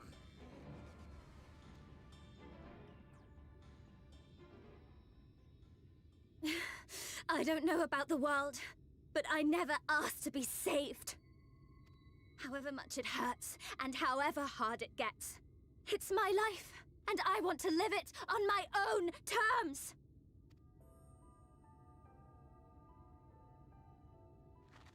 And those mad fools you want me to abandon, the ones I've traveled with, fought with, and may one day die with, they feel the same.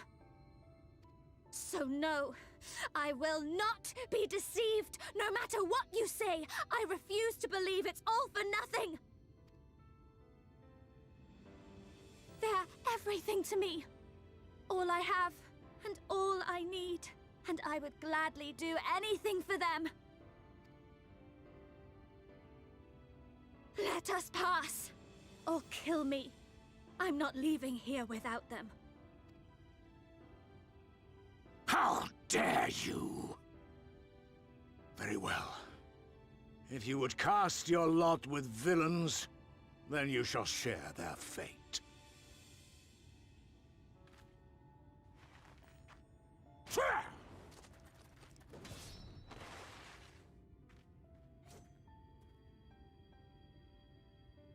I heard what you said. And I'm sorry for all the things I've left unspoken.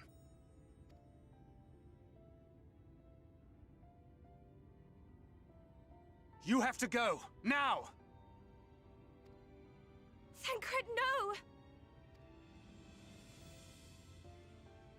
Go! Do what you came here to do. I'll not have you waste that newfound resolve on me. I leave her in your hands. Hurry!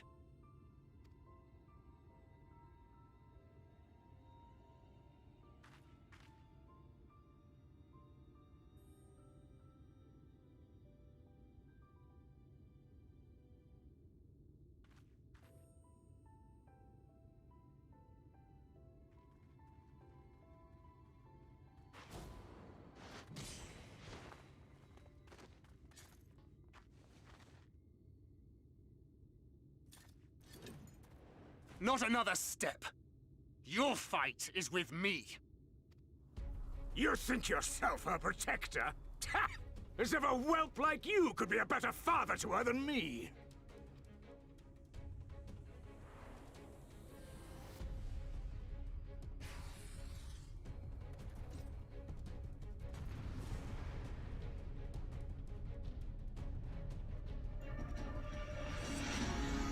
Alright, let's do this. If I can do this. I remember this was a pain in the ass the first time I did it. Come on!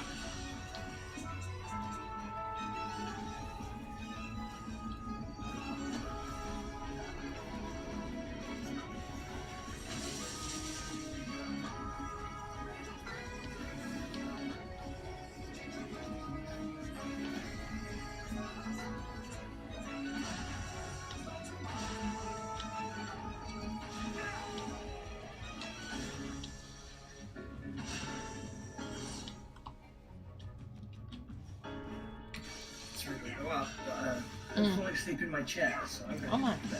Alright, have a good night. Yep, good luck with Malik as well if you get there. Thank you. Alright, see you later, man.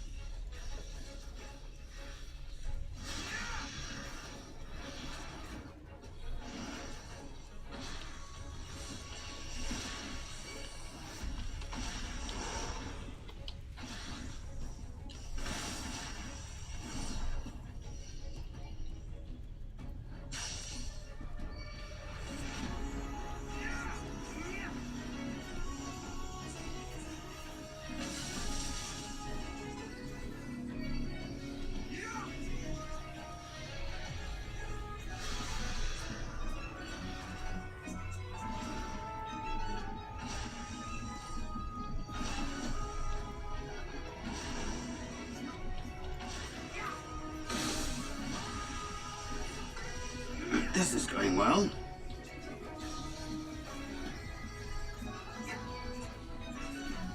Vanity!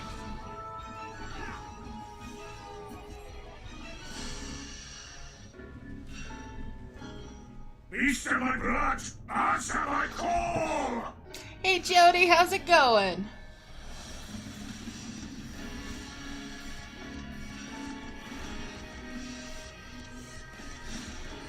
Rend my foes and ward their blows!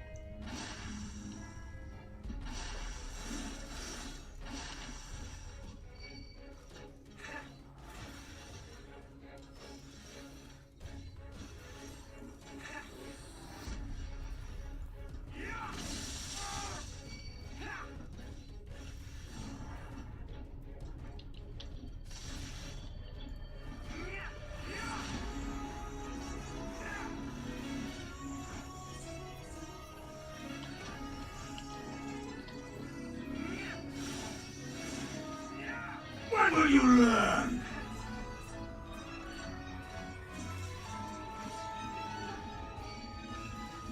Die!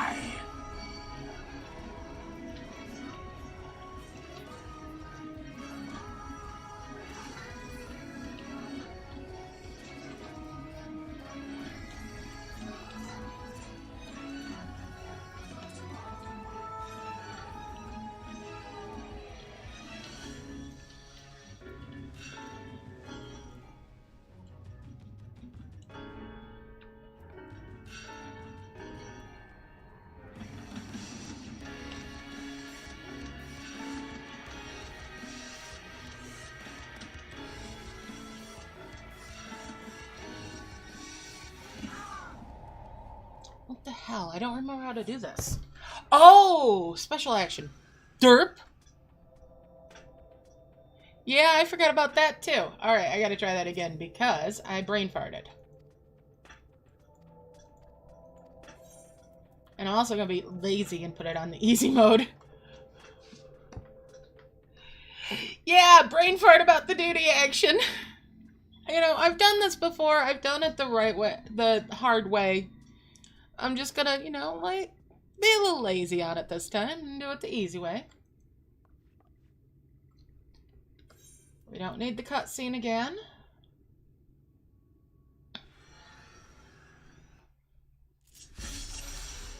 We're here for the story, not for the fight. Come on!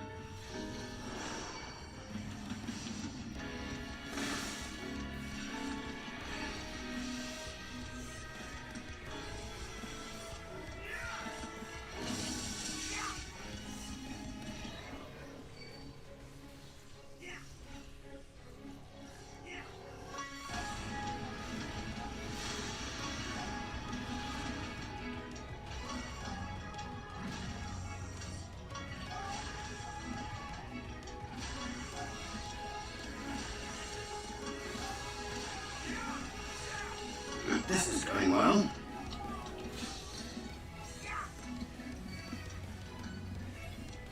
Vanity!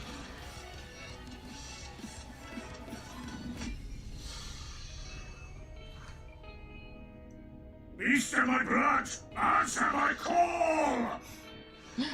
Yes, I feel like a doofus that I forgot about the duty action.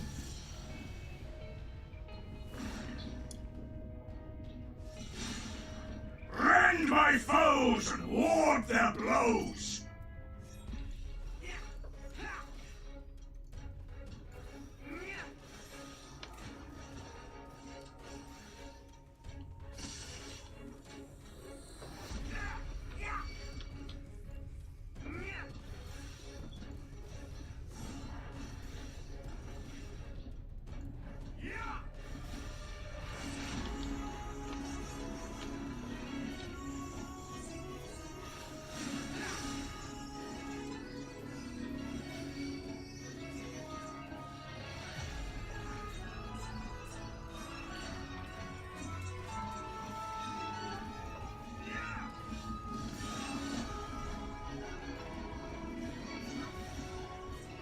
When will you learn?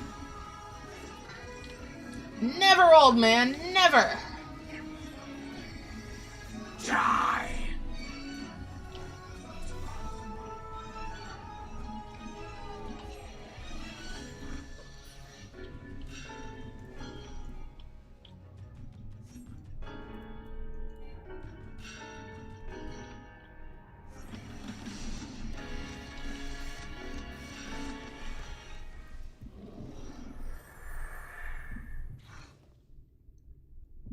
Good.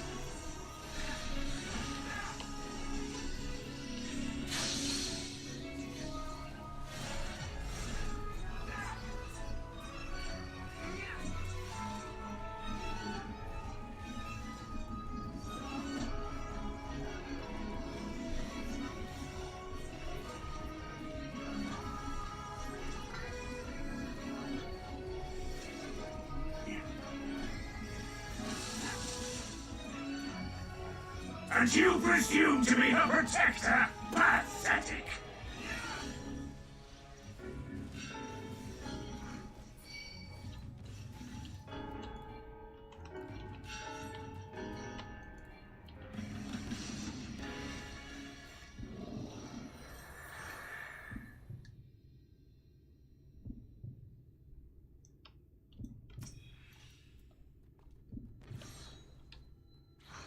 No quarter!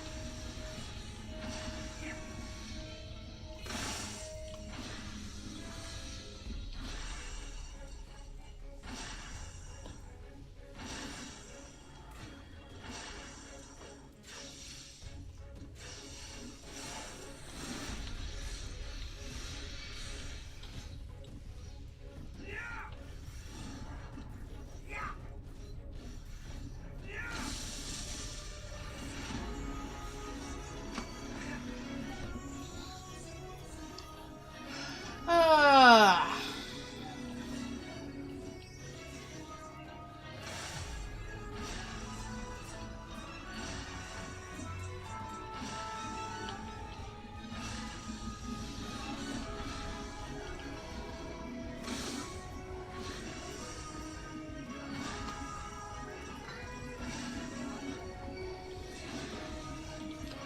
Why do you persist in this folly? Is that all?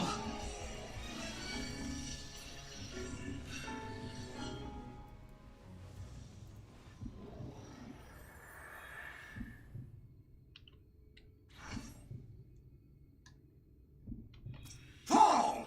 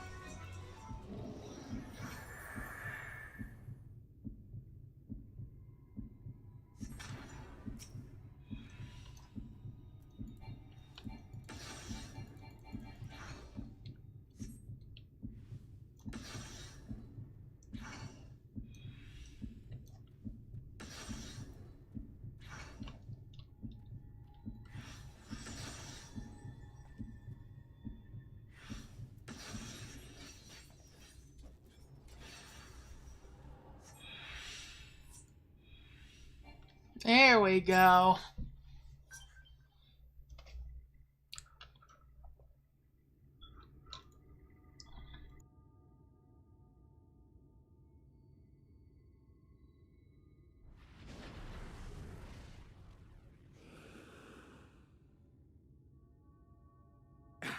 You would have her suffer and die. I would spare her that fate.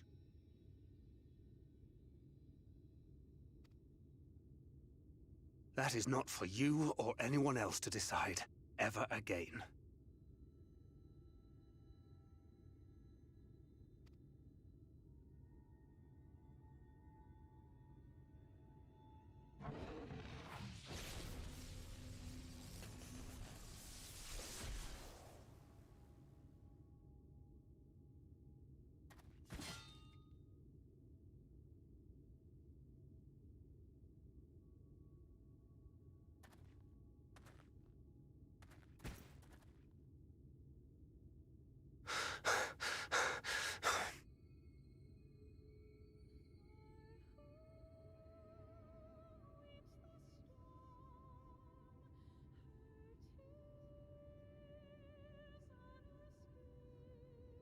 Not a single day goes by that I don't think about all that you have given me.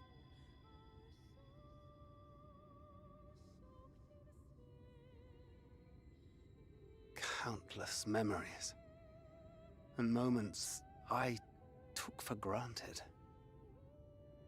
Gods, you grew up so fast.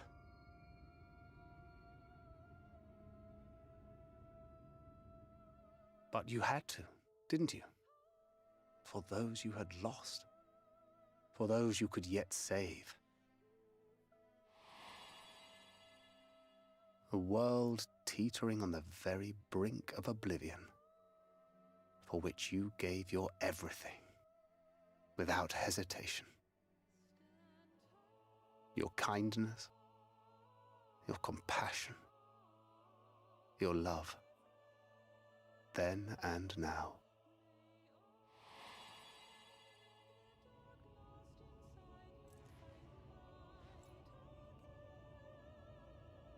One last time, with a little help. I'm so proud to have been a part of your life.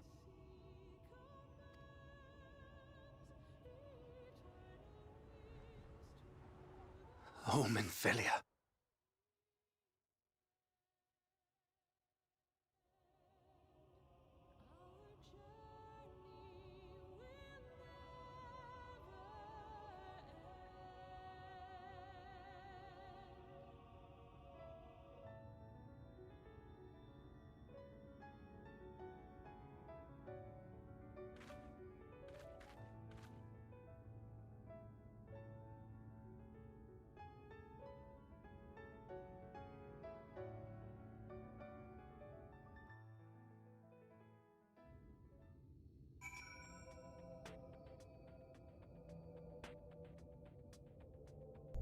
Well then.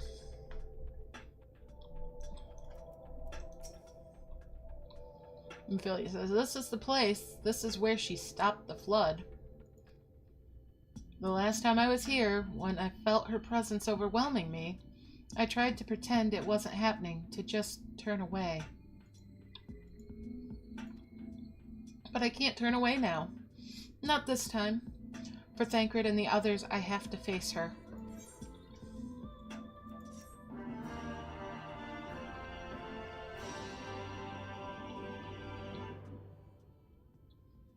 In the event I leave the area, speak with the apprentice engineer at Twine in Amarang to return to Nabatharang. The look in Minfilia's eyes is equal parts trepidation and determination. Minfilia says, I can sense her presence, albeit faintly. Come on, let's look over by the crystal wall.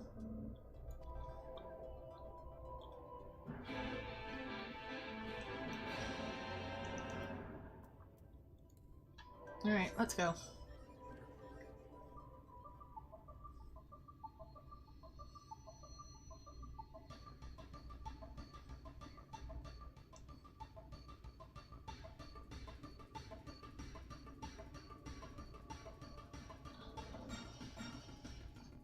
here we are.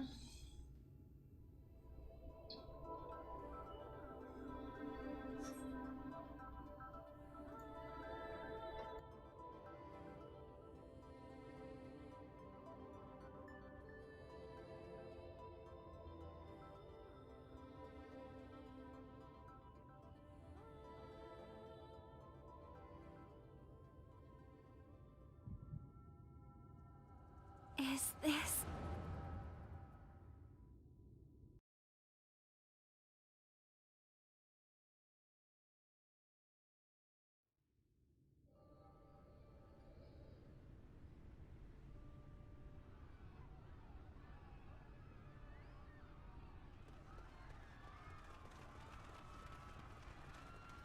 Run for your lives!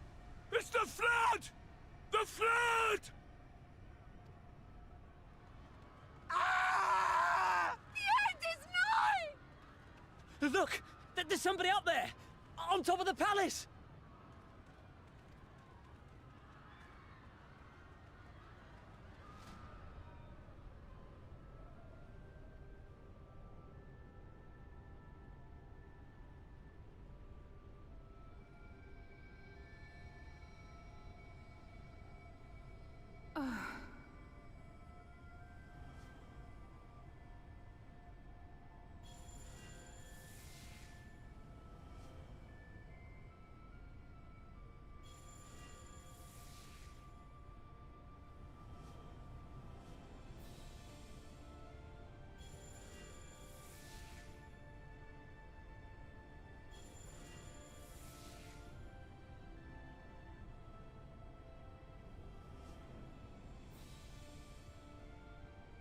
No! Stand back! We shall stay the flood. But this is what I want! It's my sacrifice to make!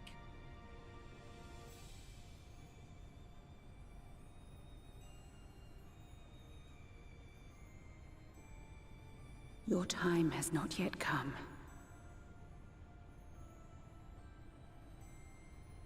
When all hangs in the balance, you must give them hope. Minfilia!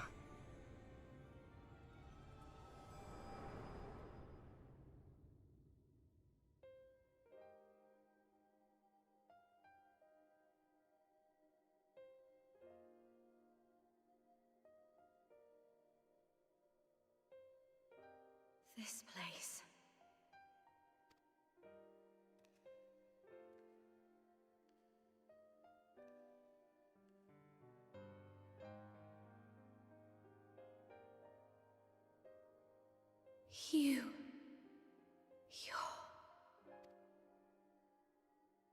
Ours is a meeting long overdue.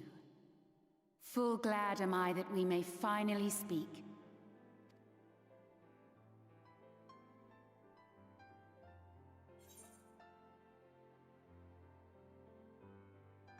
Well, what do I say?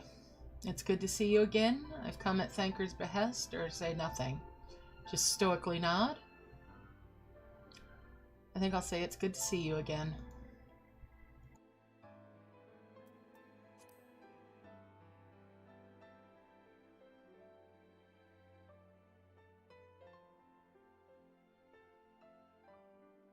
My dear, sweet child. Yours is a burden none should ever be forced to bear. Such pain and suffering you have endured.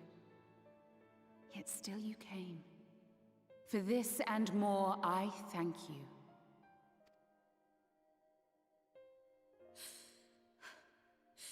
I've lost count of the times I've almost given up. If people hadn't helped me every step of the way, I never would have made it. Yet here you stand, resolved. Now, tell me your heart's desire.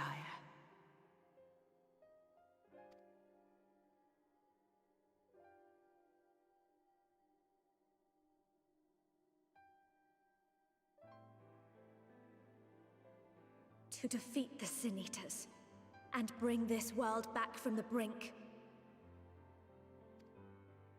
The remaining Wardens have hidden themselves from us. But with the power of the Oracle, I thought we might be able to find them. Indeed you could. Their radiance would be unmistakable. But know, my child, that the power you seek will come at a price. We stand now at the crossroads. A decision must be made.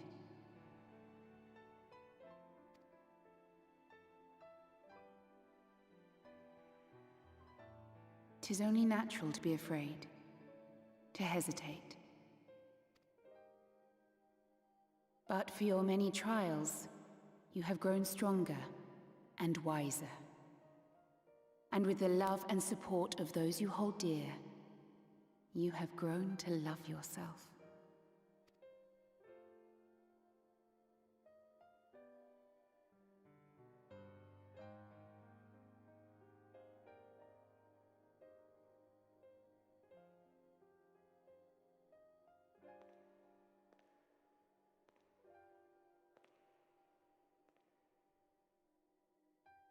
The flood has washed away so much of this world.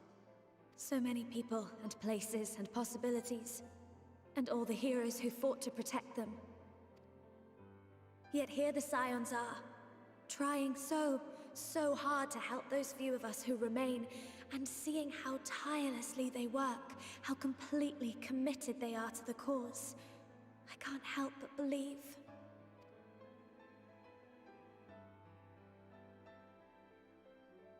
But I want to do more than just watch and cheer. I want to make a difference.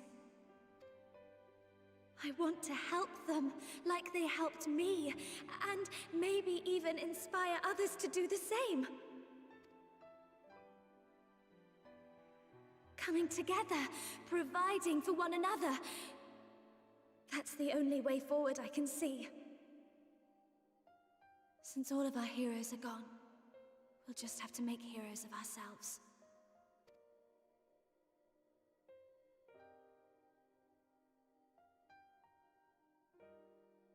"'Tis a beautiful, wonderful dream. One we share. Though my power was all but spent in staying the flood, I prayed this final act would give hope to those who survived. That self-same hope lives on in you. It gives me comfort to know that the future is in capable hands.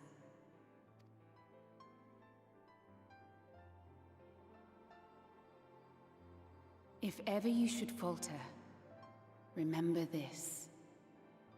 No one, however powerful, is immune to the whisperings of doubt and despair. Do not give in to them. But do not deny them either. Look instead to the light within, that you may continue to serve as a beacon to others. Thank you, Minfilia, for believing in us, for believing in me.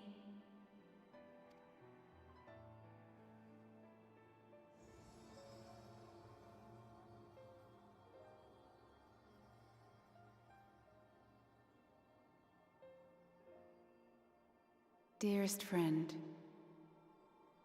no words can express my gratitude to you for keeping her safe in these tumultuous times. You are a hero to us both.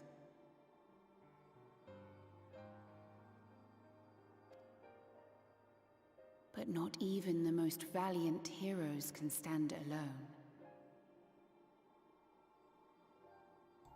Hi, Janet, and that sounds like a nice visit. Only together may you change the fate of two worlds.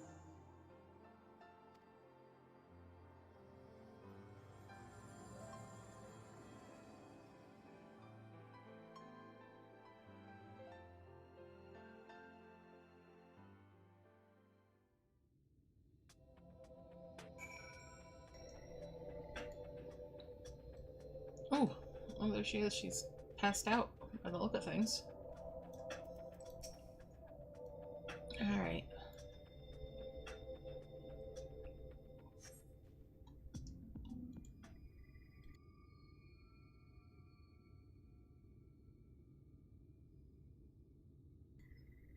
Minfilia is groaning.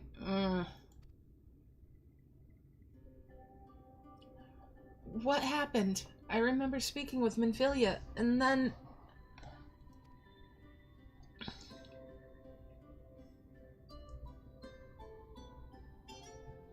Is something wrong? Well, for one, your hair color changed.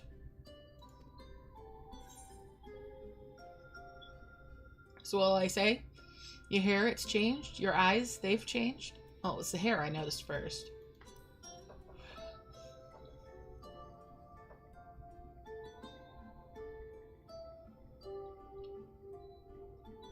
Eyes are definitely different too. Ophelia says, a parting gift, I think. Ophelia says, until now, I've walked the path she set before me. The path she set before all the Minfilias. But she's given me a new path, a new life that I can call my own. And even though she's gone, I still feel her. Warm and calm and gentle. I can feel the beating heart of the world, the light that swells within it. And the Light Wardens, there's one here in Amarang. Let's hurry back, the others need to know.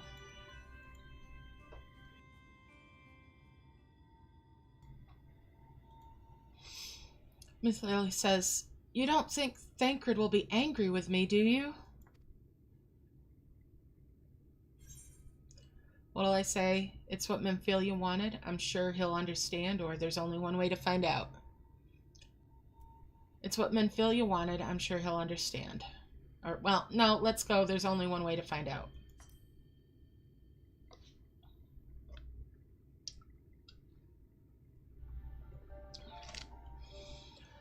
Minfilia.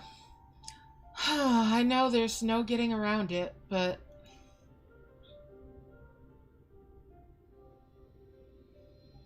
Would you mind going on ahead? I'll be right behind you, I promise.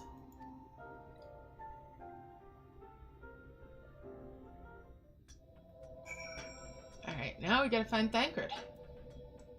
Where in the world is he?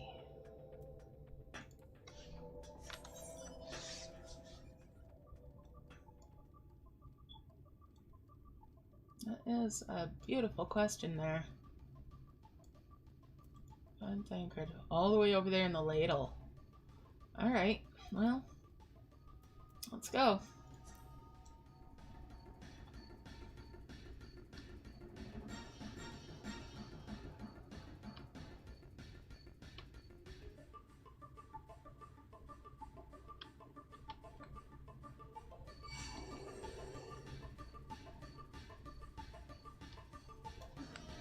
Back up the tunnel.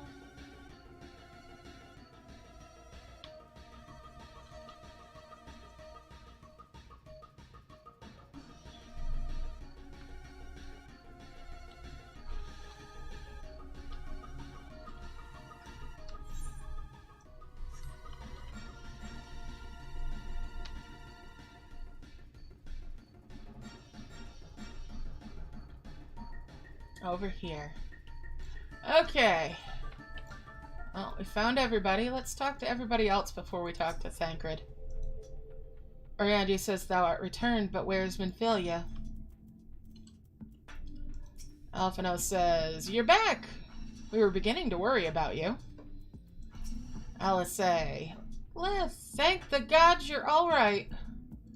Nishtala, welcome back. I see you fared better than Thancred. Alright, now we're going to talk to Thancred.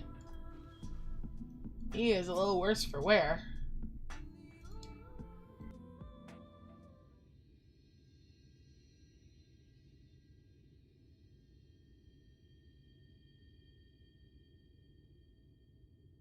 Ah, there you are. We were worried.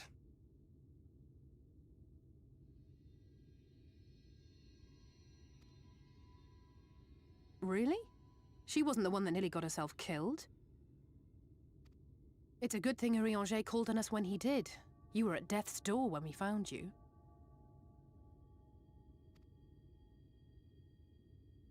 But thanks to your timely ministrations, I was not obliged to walk through it.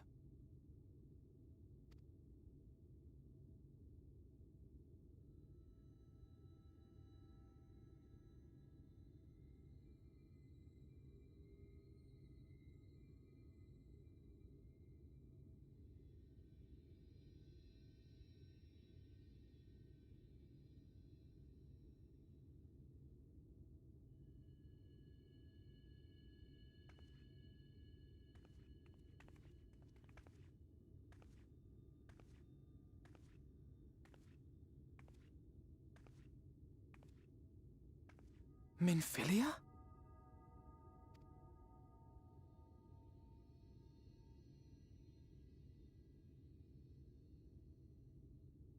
You saw her.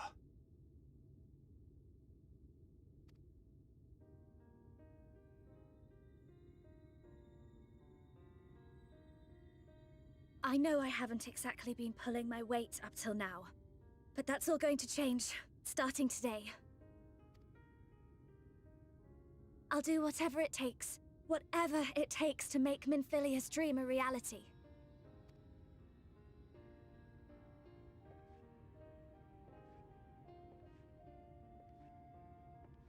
I can track the Light Wardens now, maybe even help you fight them.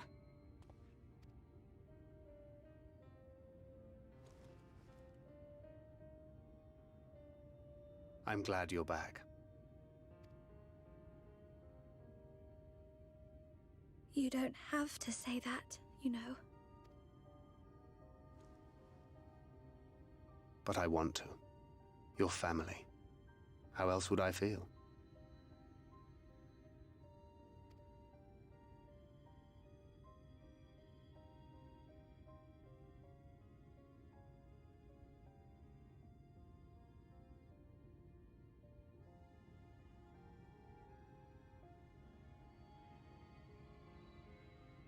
She will need a name. A name? A name of her own. I would not have her walk in the shadow of another any longer. And I think it a fitting tribute to our departed friend, too. At the mention of Minfilia, I would remember the woman who preserved our fellowship when all seemed lost.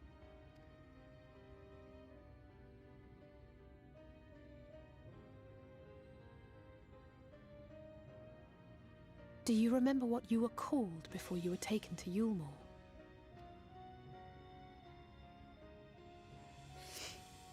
I'm sorry, I don't. I couldn't have been very old when it happened. Then we must think of a new name. Suggestions?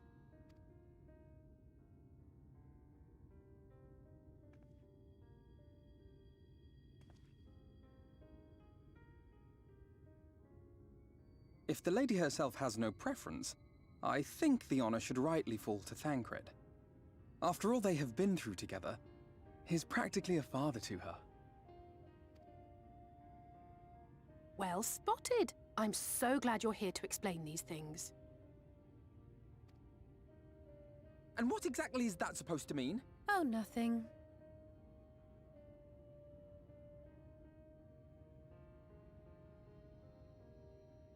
What about Reen?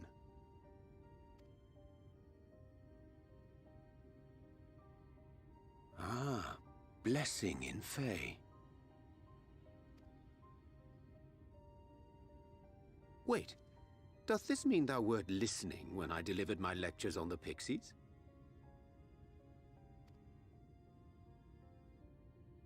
Not exactly, but that one word made an impression.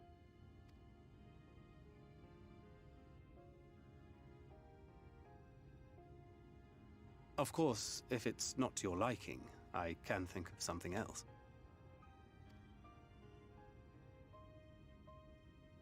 Reen.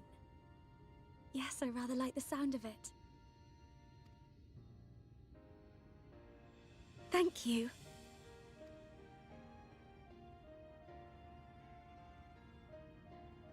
That settles it then. Welcome aboard, Reen.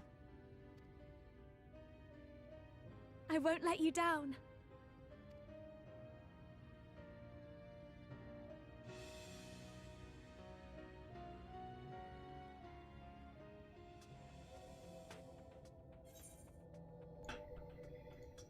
What a pretty name he chose for her, huh?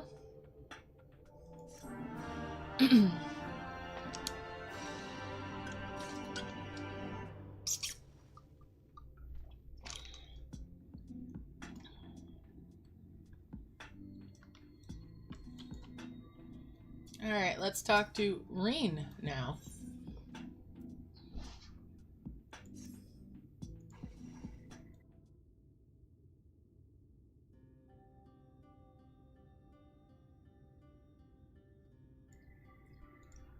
I honestly don't know how to repay you for all you've done, but I promise to do whatever I can to help, Reen says. Olisay says, are you certain you're up to fighting so soon? I can't imagine the power of the Oracle is something one learns to wield in the space of a few hours. Reen says, maybe not, but the presence of the Light Wardens is unmistakable to me now. In fact, I sense one here in Almarang, to the west. I think it might be hiding underground.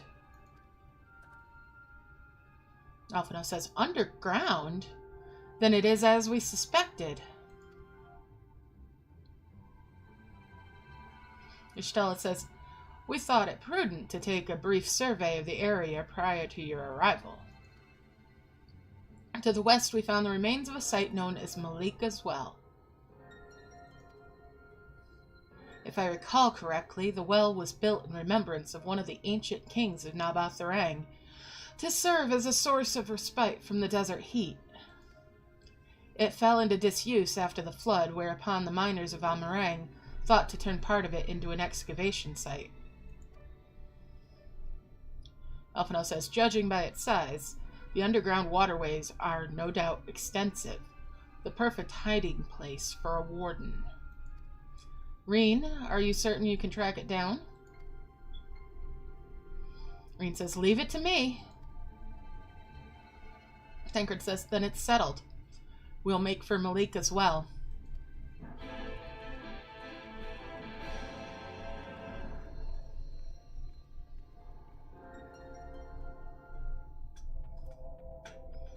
Alright, let's go to that well. Onward. Over this way. Oh, stirring up the natives.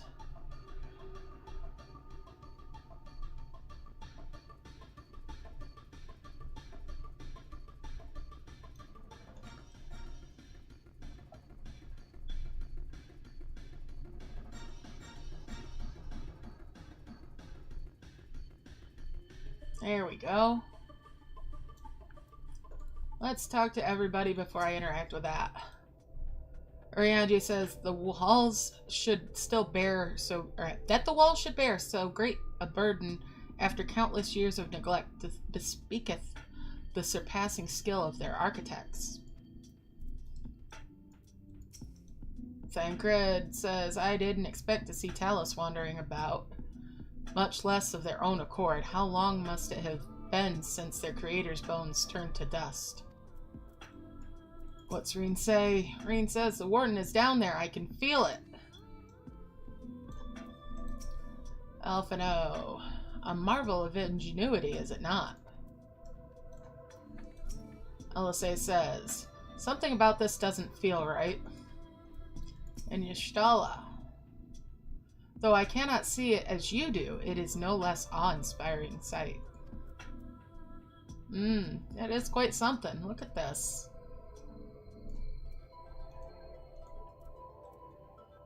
All that dust down in there. Alright, destination.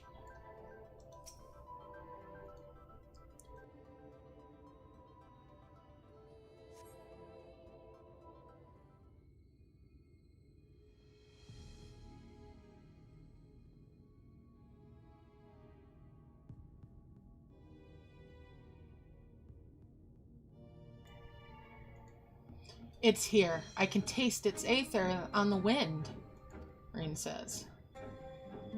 Elisay says, then we finally found our mark. Elisay continues, let's put an end to this and return the night sky to Amarang.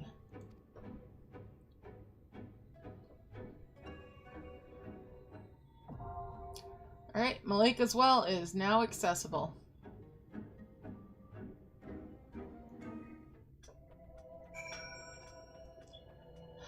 Alright, let's see who's on.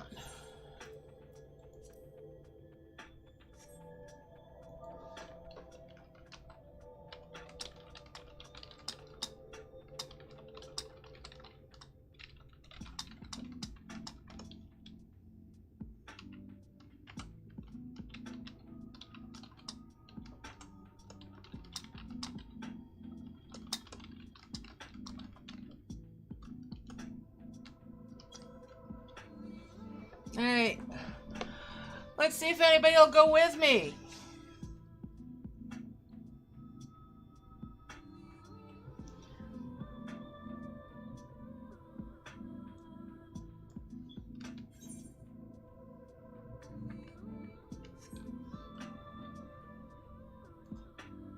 Asher, you still there? Will you go with me? I'm gonna queue in the meantime.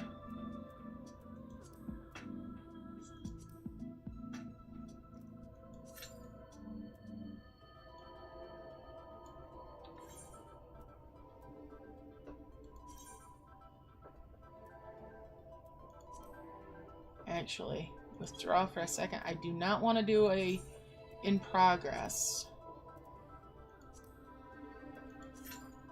There we go.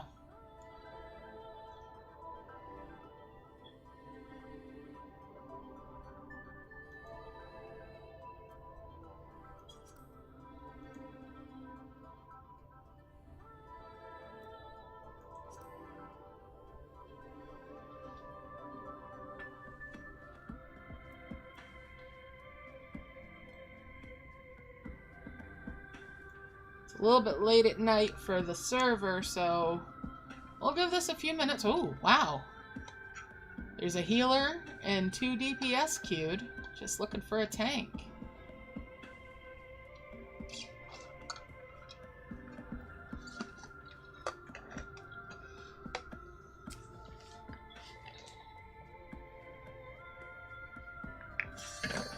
And there we go.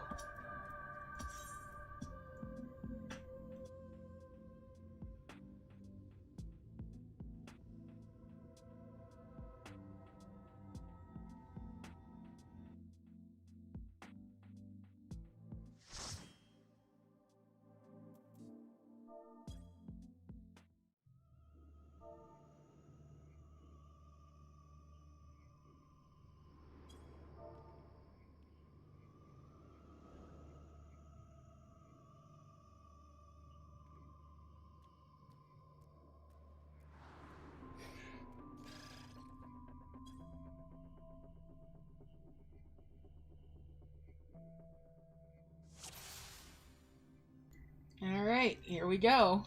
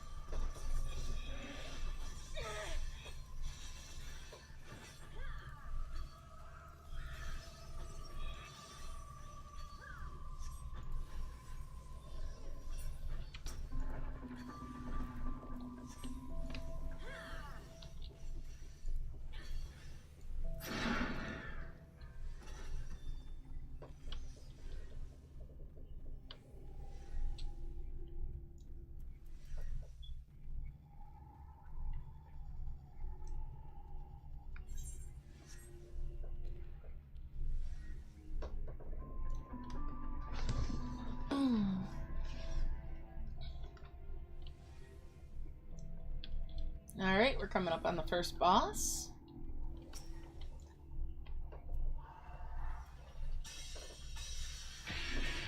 I don't know if I remember this fight, it's been a while.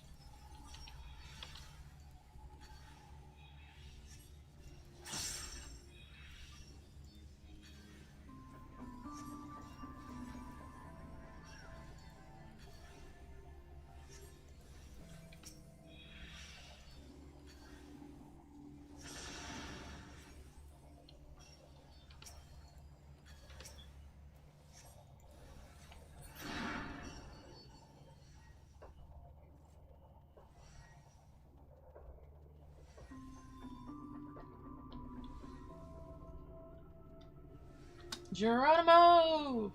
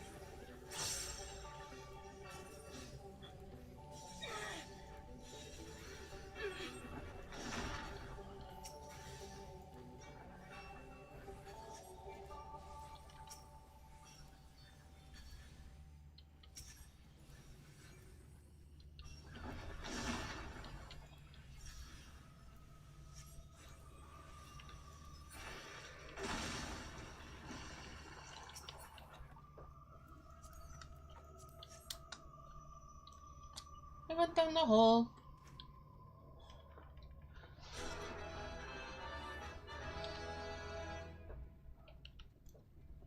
Bucket boy!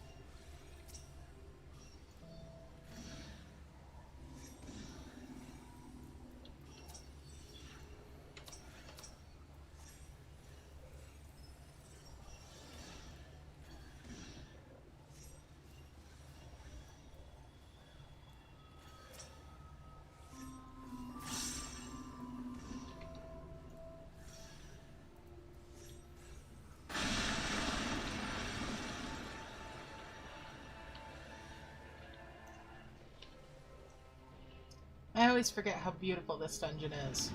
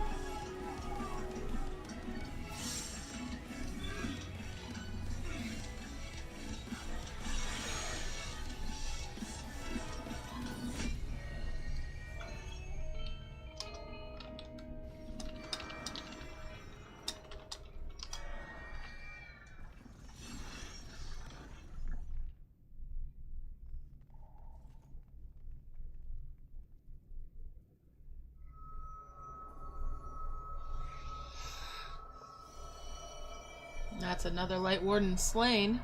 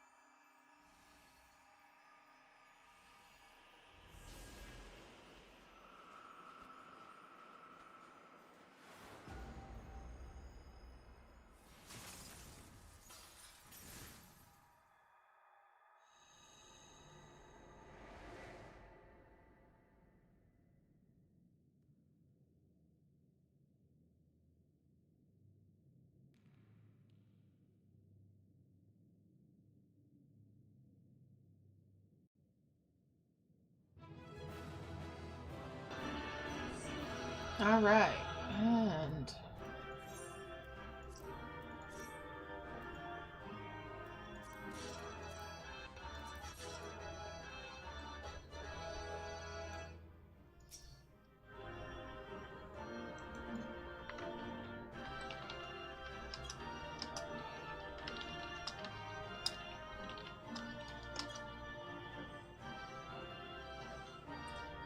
all right, I'm gonna talk to all the NPCs.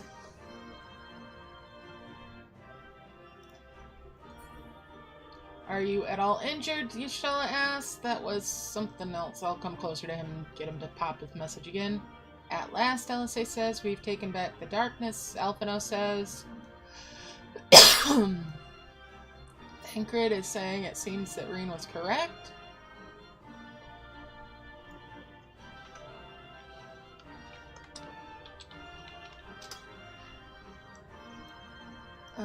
Let's see. What did Urianger say? He's not going to say it again.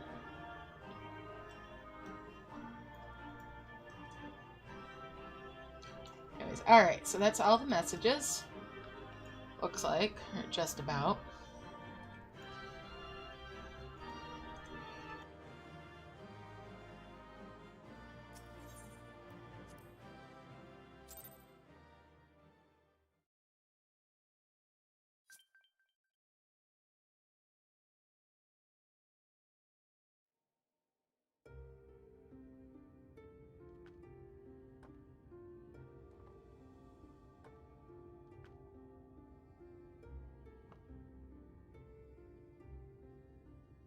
Don't get me wrong, I'm glad those travelers made it all the way to Nabatha Reng. But when Urianger told me the Talos was in pieces, and the trolley didn't look much better, I couldn't help wondering what in the hells had gone on. What indeed? At least the heart is in one piece. The rest is replaceable.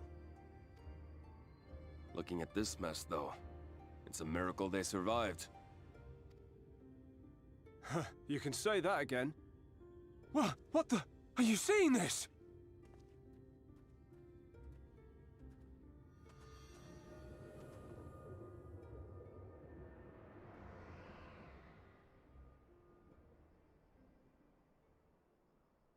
The sky. It...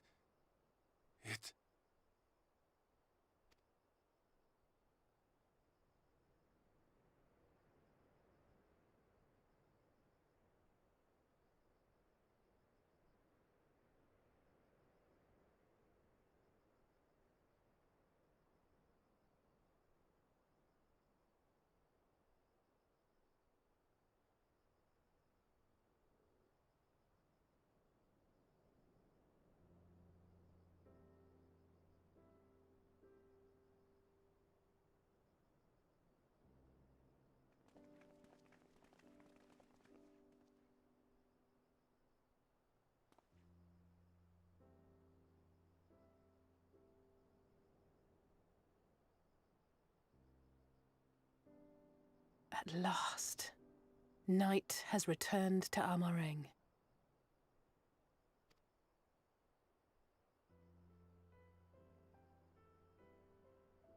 We'll save this broken world yet, Tesleen. You see if we don't.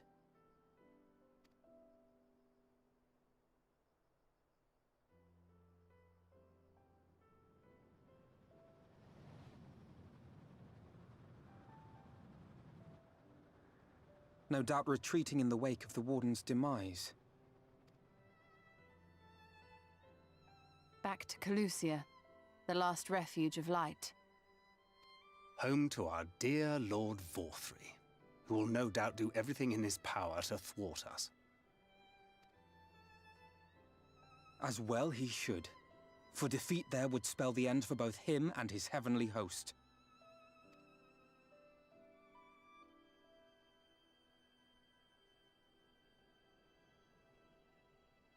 There the fate of this star shall be decided.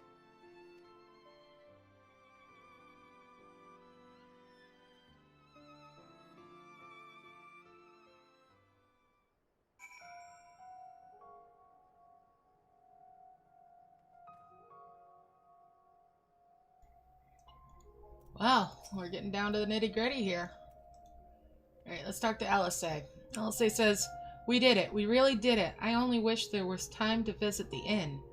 We can but hope to return. The return of night has granted the residents some shred of comfort.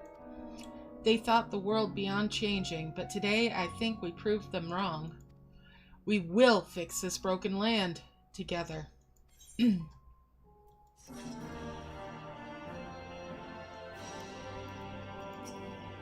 Alright, Rain. Rain seems troubled by the sight of you. Rain says, "Are you feeling alright? After you defeated the Light Warden, I could swear I saw its aether." Never mind. I'm still getting used to my powers. It's probably nothing. I'm just relieved I was right about where the Warden was hiding. The last one is hiding in Calusia, isn't it? I can't feel it from here, believe it or not. But perhaps we should head back to the Crystarium first. We have a lot to tell the Exarch, and I think we could all use some rest.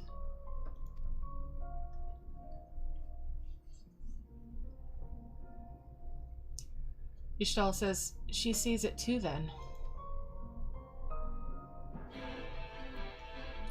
Alright, now we're gonna go back to the Crystarium.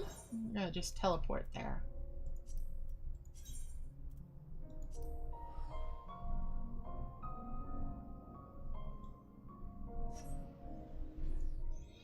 Been a hard day bringing night.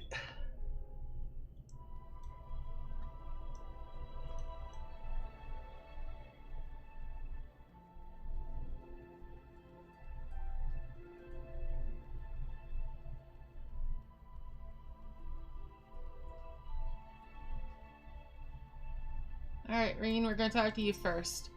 Reen says, Y'shtola said she needed to speak with us. It sounded rather urgent. Well, she's right here. We'll talk to her. Alright, Y'shtola.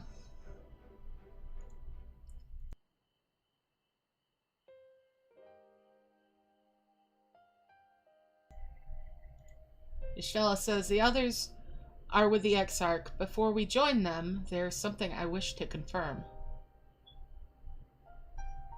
Yes, it has been a hard day's night indeed.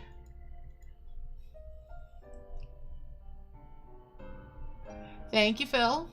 Appreciate the like. Alright, Y'shtola says the others are with the Exarch. Before we join them, there's something I wish to confirm. I read that before. Alright. Y'shtola says, tell me, Reen. Have you noticed anything peculiar about her appearance of late? Anything at all? Speak freely. She won't mind. Reen says, well, since Minfilia bequeathed her power to me, I've been able to see the light inside her, though I didn't think anything of it at first.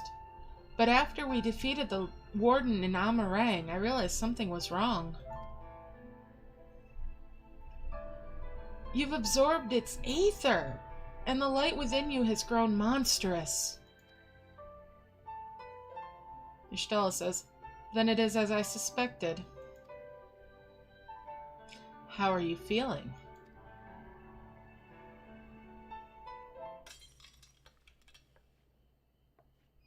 A little bit wacky. Lith.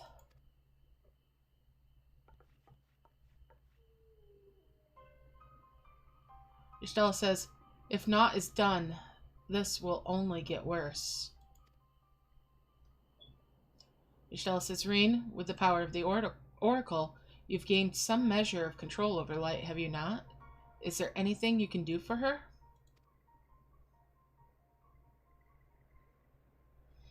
Rain says, extinguishing it is out of the question. Even at her strongest, Minfilia could only hold back the light. I might be able to suppress it, but I don't know for how long. Y'shtola says, then we have no choice but to rely on Urianger and his secrets. If the next battle is to be the last, you may yet be able to play your part, but you will need all of your strength. I will discuss strategy with the others and see that everything is made ready for our departure. You are to return to your chambers and rest until then. Understood? Cat Mommy's making me go to bed. What about my supper? So what'll I say? Understood? I'm fine. Let me help. Or, yes, Mother. I'm not gonna mock her. You don't mock Y'shtola. I'm fine. Let me help.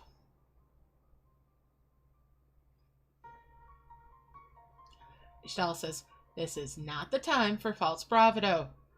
Should your condition worsen, it could have dire consequences for us all. Now please, return to your chambers and rest. Yes, Y'shtola.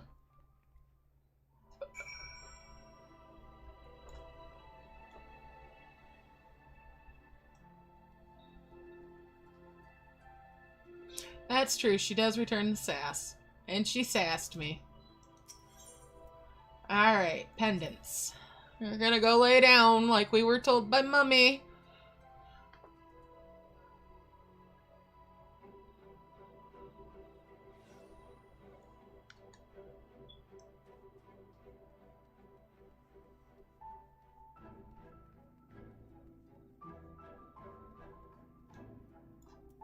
Hey buddy, can I get some room service? I've been told to go to my room without my dinner, but I bet I can have it sent up, right?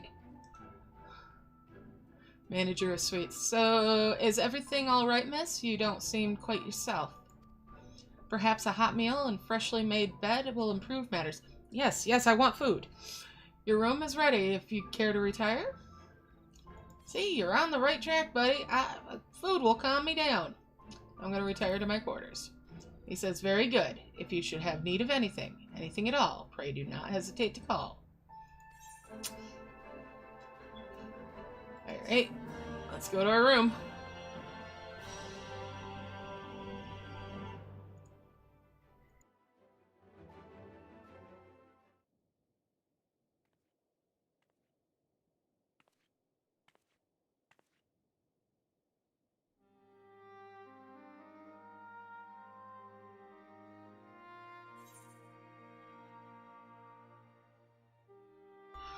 Okay, so what'll I say? Is this where you've been hiding, or why did you stay behind? I'll ask, why did you stay behind?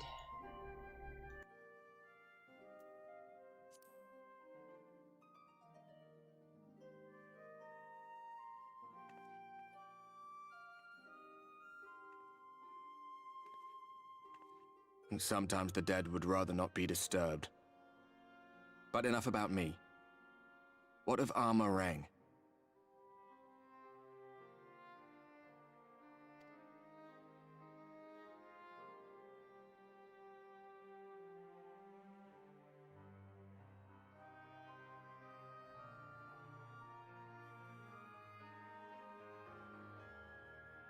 I see. Minfilia's gone, then. Which means the reason I must suffer this purgatory shall forever remain a mystery.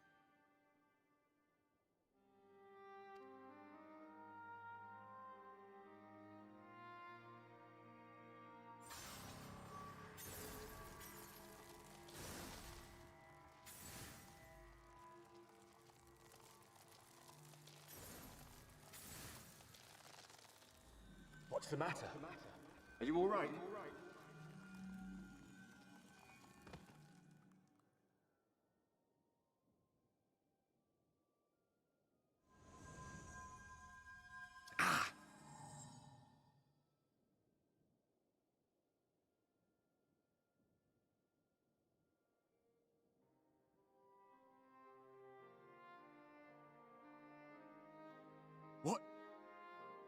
What just happened?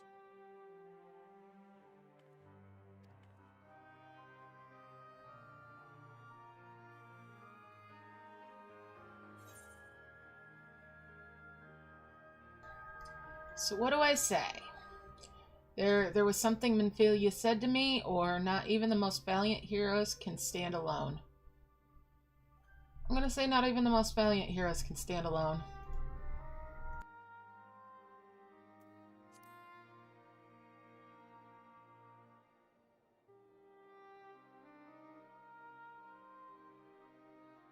Minfilia said my time had not yet come.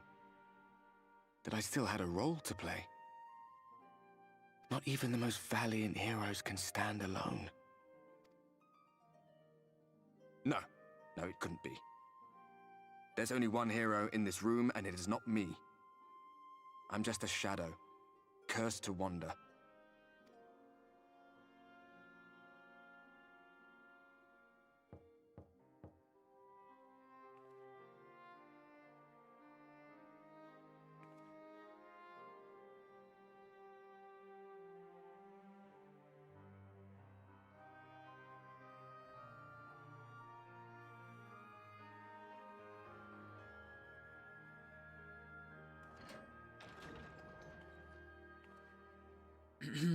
Forgive the intrusion, but Minfilia, that is, Reen, and the others were asking after you. Is everything all right?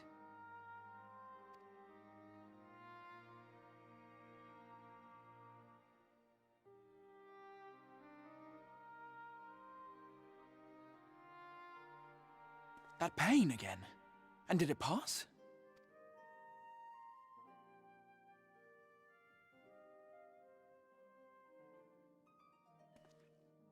Thank goodness for that. I would not wish to see you suffer.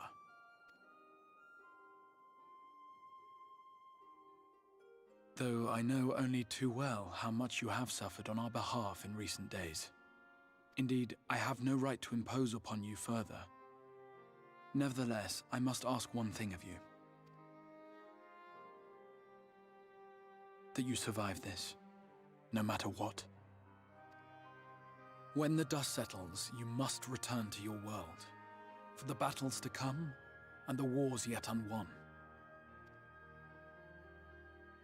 The final Light Warden is all that stands between us and victory.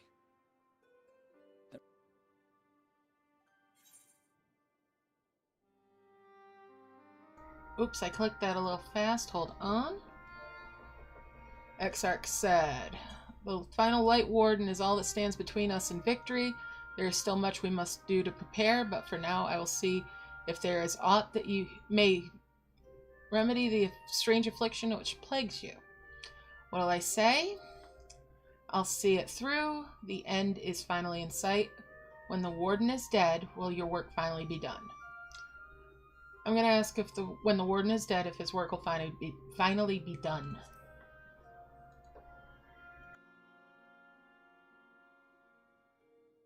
Yes, I believe it will. Once the tyranny of light is ended, the people of the Crystarium will be safe, and the future that must be shall come to pass.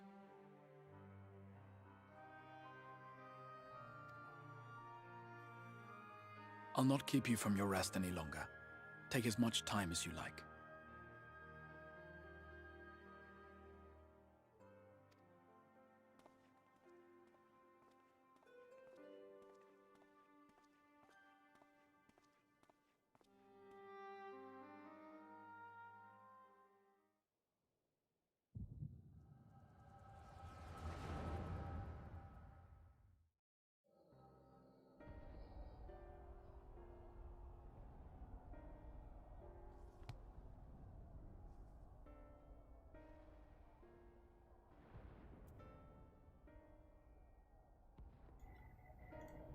No, this isn't right. It would need to be later, after the liberation of Alamigo, perhaps.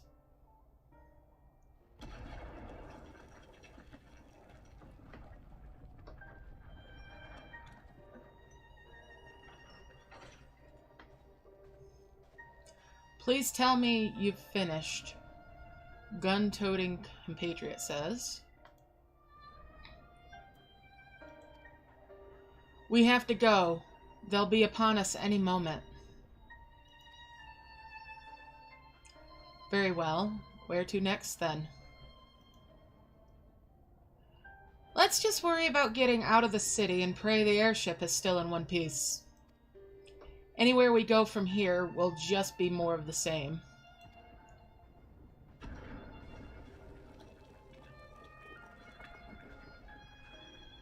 Gods, by the sound of that last one, I reckon the Knight's 12 might be the Knight's rubble by now. Is there nothing else we can do? Compatriot says, do? Look around you. This isn't war. It's a sickness, and it's spread to every corner of Eorzea. The city-states are in disarray, and by all accounts, the Far East's faring no better. There'll be nothing left for us when this is over. This world is beyond saving.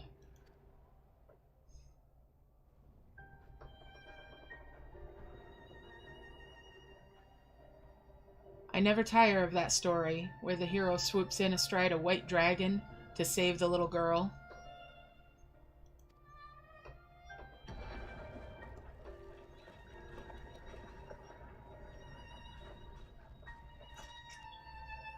I could die happy knowing someone like that was still around.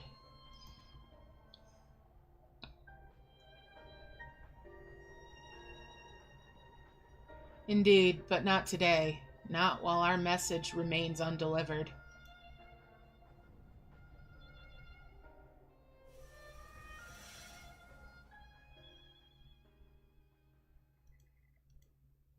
Have faith, my friend, we will find her.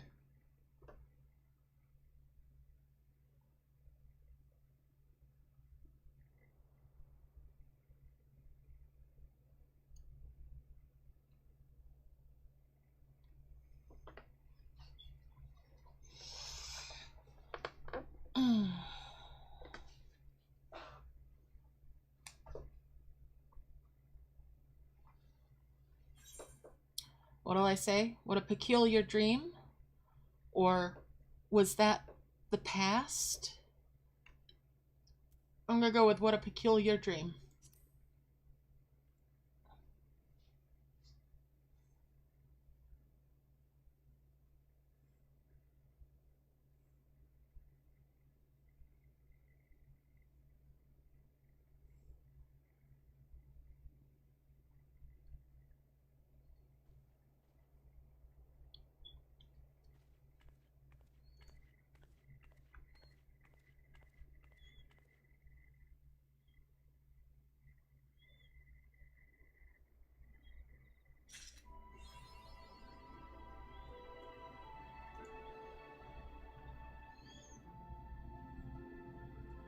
Alright. I'm gonna repair my gear.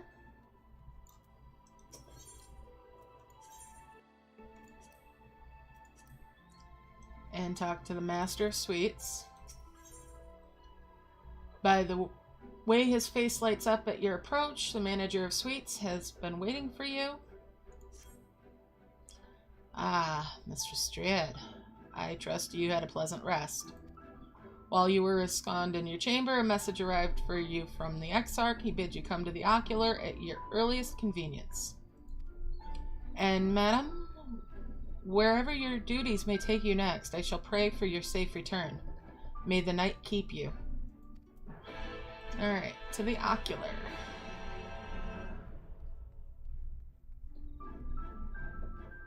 Oops. That's a docile gate.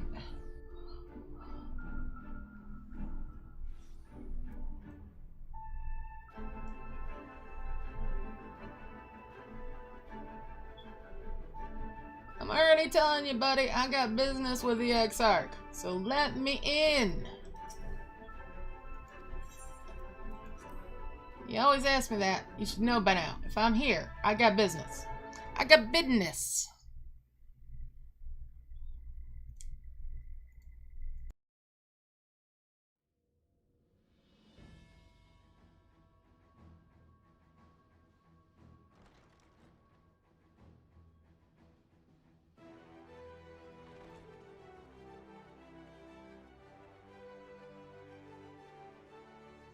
There you are. May I assume you've had your fill of rest?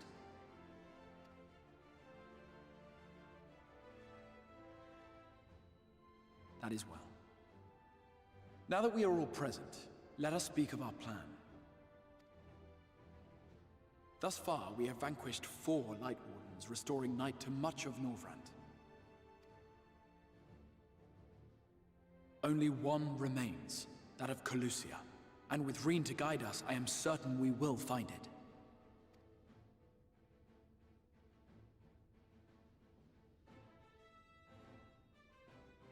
We're so close now. If we can just take care of this one last Warden, we'll rob the Sin Eaters of their final foothold and drive them out of Norvrant once and for all. It will be a new beginning for the First, a chance for the people to rebuild their world. In short, a prize worth fighting for. And in thus delivering the First from destruction, so too shall we unsow the seeds of the 8th Umbral Calamity. Do you hear? Your dreamed of rejoining is in jeopardy. Are you sure you're not tempted to intervene? You labor under the misapprehension that vanquishing the Sin Eaters is tantamount to saving the world. It is not.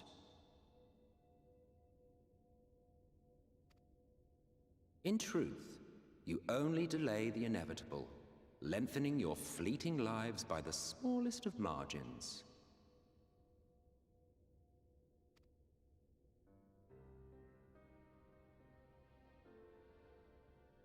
Twould be churlish of me to deny you this small concession, close as we've become. Foolish and misguided though you are not without charm. Each and every one of you is possessed of a noble heart. When the weak want for succor, you do not hesitate to provide it. Alas, your nobility is short-sighted. You think only of the problem in front of your nose. A limitation of your ephemeral existence.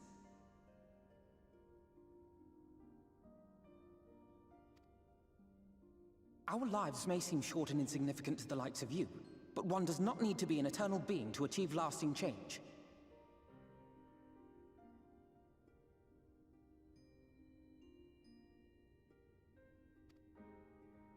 If I may stop you there, I do not claim that we Ascians are special.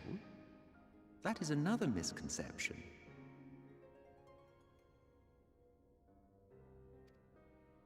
In the beginning, everyone lived nigh for eternity. Such was the natural order of things. But like so much else, this was taken from you.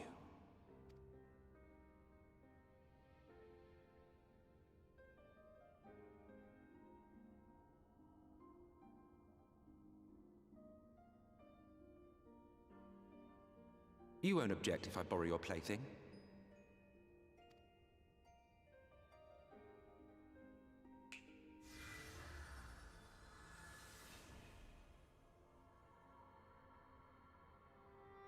In the distant past, when the world was one and whole, a great calamity threatened all life. It began without warning. The very laws of the star were warped and broken, and chaos swiftly spread throughout the land. Faced with annihilation, we sought to imbue the star with its own will. Thus was Zodiac born, and by his power was order restored.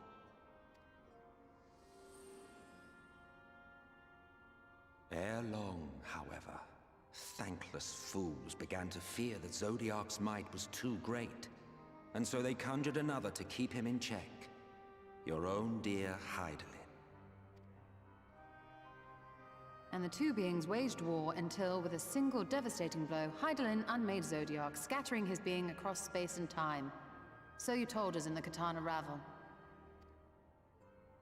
Yes, yes. And there began our woes, with Hydaelyn's blow and all that it wrought.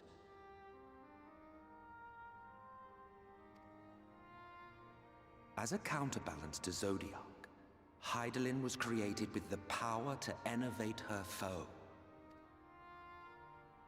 This singular ability strikes not at such banal things as flesh, but everything that defines the target, diluting its existence. For example, were she to strike you,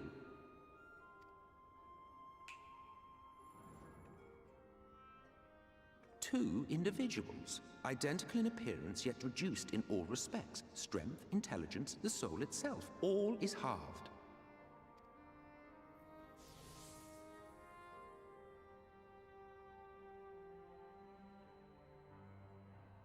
Do you see? This self-same fate befell not only Zodiark, but the very star.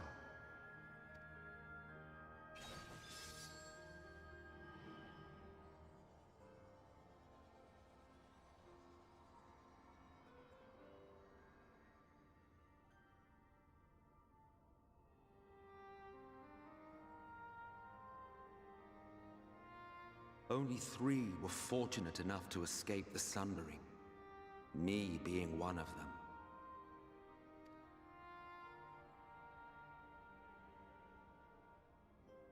When I beheld the shattered remnants of our home, I knew deepest despair. The inhabitants of these 14 fragments were feeble, frail and foolish, oblivious to their imperfection, ignorant of their past. Malformed creatures thrashing blindly about. Pitiful, disturbing, depressing. So, we took it upon ourselves to rejoin the worlds.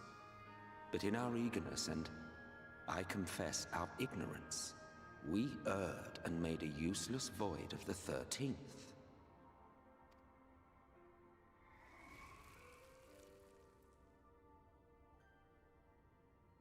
It was only afterwards that we discovered a connection twixt source and shard, a flow of energy that maintains elemental balance. And thus did we arrive at our time-honored modus operandi.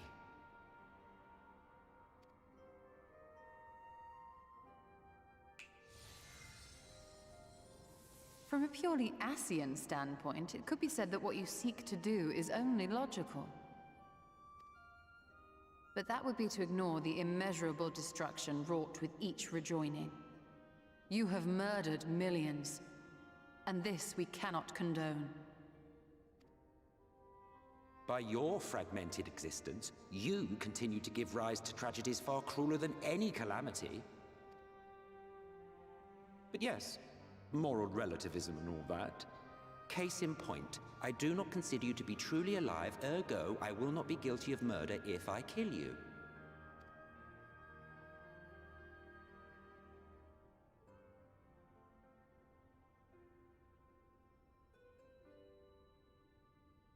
Oh, don't look at me like that. You for whom I have only the highest expectations. A vaunted hero of the Source, 7 times rejoined.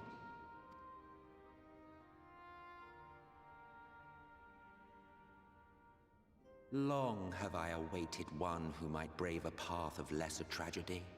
A resilient soul able to endure the necessary pain. I dare to hope that my wait is over. So, finish your task and slay the Light Warden. Make proof of your usefulness, and then we may speak again.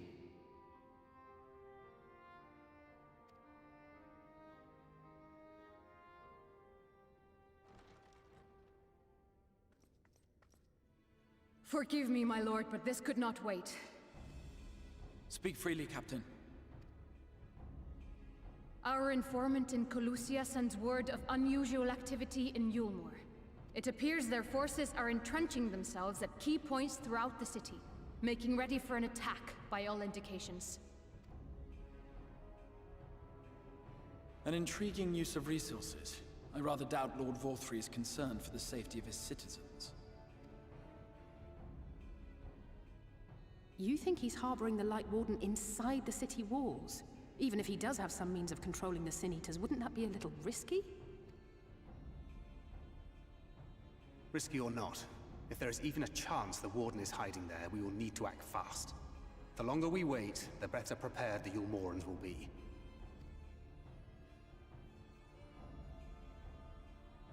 Agreed.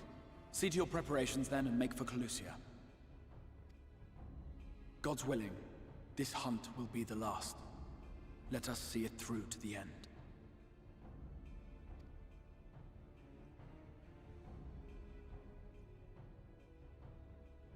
We should begin by assembling in Rite. There we may assess the situation in Yulmore and decide how best to proceed.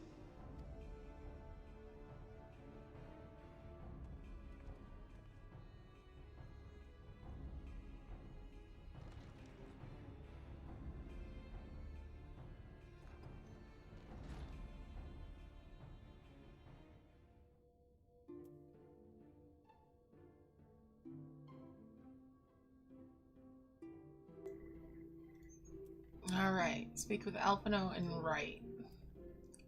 We're gonna go do that.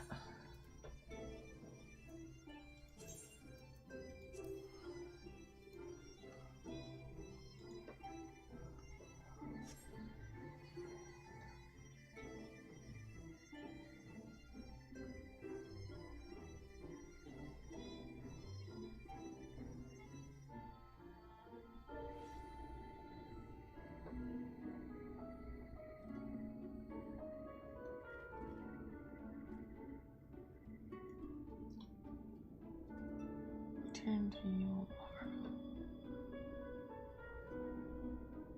Let's see, where is he? Over here.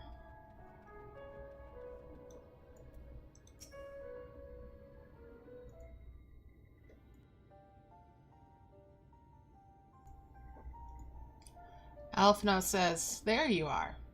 The others have gone ahead to reconnoiter Gate Town. We are to follow shortly."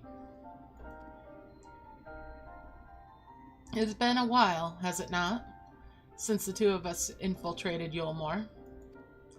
Since we faced Lord Valthry, and I felt such fury as I have never felt before. His actions are unconscionable, of course, and any abhorrence I felt for him entirely justified. Yet mingled with my rage, there was something else. At first, I was unsure what it was, but in the course of our struggles, I found the answer. In Valthry's self-righteousness, in his absolute belief that he, and he alone, is the cure to the world's ills, I saw a reflection of myself, and it brought the memories of all my past follies flooding back. He is the vainglorious, ignorant fool I once was, and having shared in his affliction, I feel duty-bound to open his eyes to the truth. Whether he will accept it with good grace, with the good grace I did, is another question.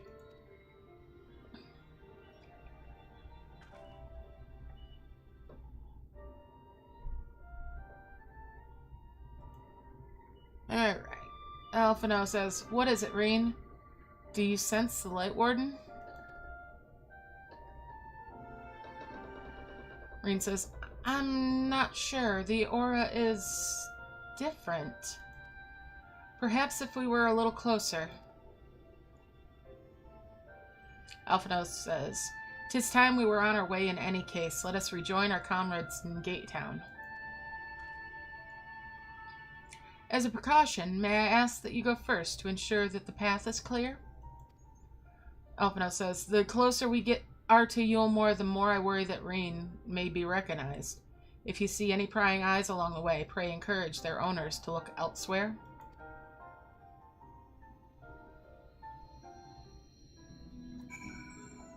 Alright, let's head for Gate Town.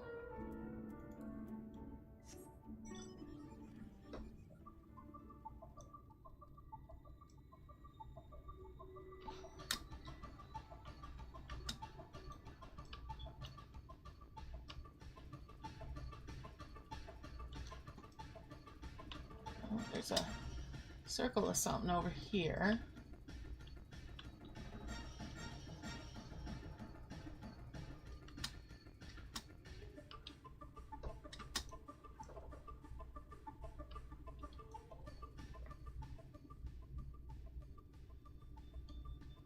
There's somebody to talk to. Delirious youth.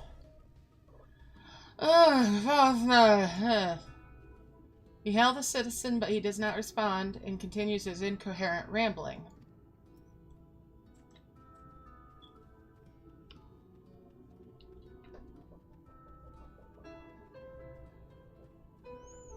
And then there's this agitated man to talk to. He looks a little frightened.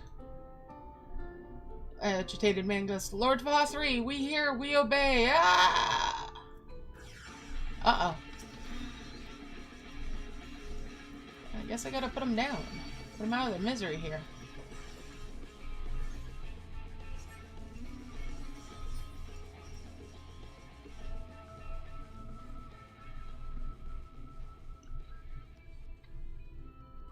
Let's keep going.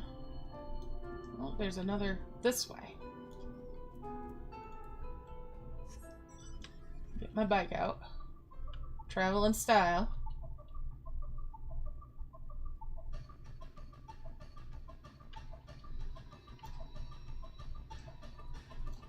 There's somebody else. A euphoric youth.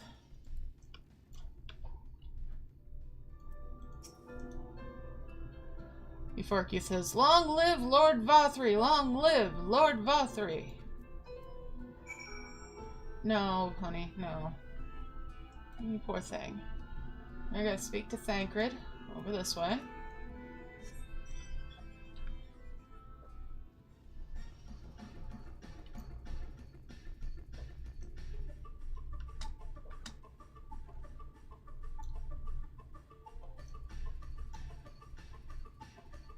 There they are. Alright, let's talk to Urianger first. Our mission hath begun on a strange note, Urianger says. Alright, Thancred, what do you got to say? Thancred says, good of you to join us. I was debating whether to warn you, but it's too late now. I take it you notice the people behaving strangely along the path? It's more of the same here. Y'shtola and Alisei are investigating as we speak. Let's wait and see what they have to say.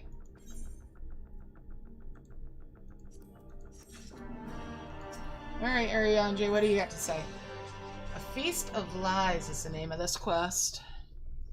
Urianger says Urianger is trying to make sense of the strange phenomenon afflicting the residents of Gatetown.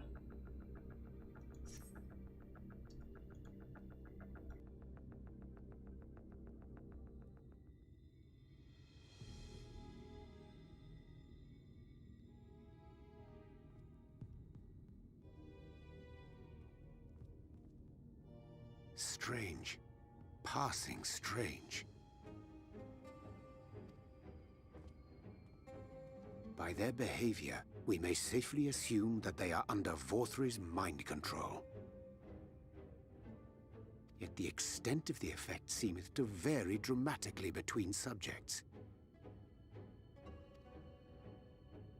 'Tis far too pronounced to be attributed simply to the vagaries of innate magical resistance.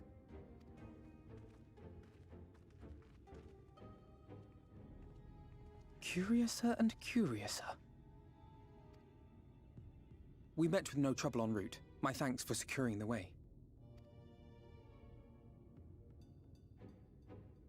But given the state of the townsfolk, I see we were never in any danger of being recognized. What can you tell us from here?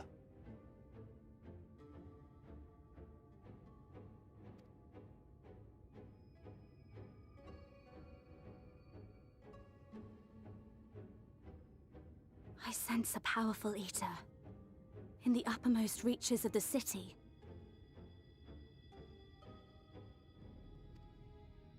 But there's something different about it. Its light is impure. We need to get closer.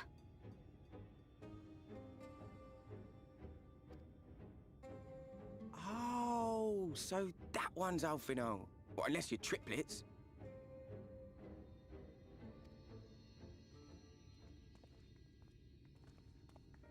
Kaishir, what are you doing here? While I was scouting the area, I noticed a suspicious figure skulking about. So I accosted him, only to have him call me Alphino. I thought it best to bring him along. You see, that informant who's been feeding secrets to the Crystarium, it's me. See, after you saved my life in Yulmore, I thought about going somewhere far away, but I couldn't just leave, not without paying you back. So I decided to stay here, keep an eye on things, and whenever I spotted something strange, I shared it with your friends. That took no small amount of courage. Well done. I assume you saw what happened here. Right, so an airship flew in a bit ago, and not long after, Vorfree starts ranting and raving. You could hear him from all the way out here. Geezer was doing his nut, shouting and screaming like someone had nicked his pie. 'Tis like the airship bore the soldiers sent to thwart our efforts in Armorang. So eventually the yelling dies down, and then this hot, sticky wind comes blowing through. Now that's when everyone went funny. No, everyone but me. Well, me and a couple of newcomers, though even they started mumbling about Vorfree after a while. Not as bad as the rest, mind you. Newcomers.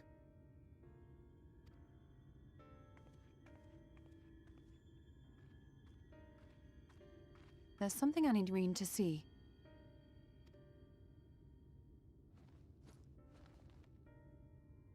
This was among the townfolk's food stores. Oh, that's just meal. Yulmore doles his stuff out. No, it couldn't be.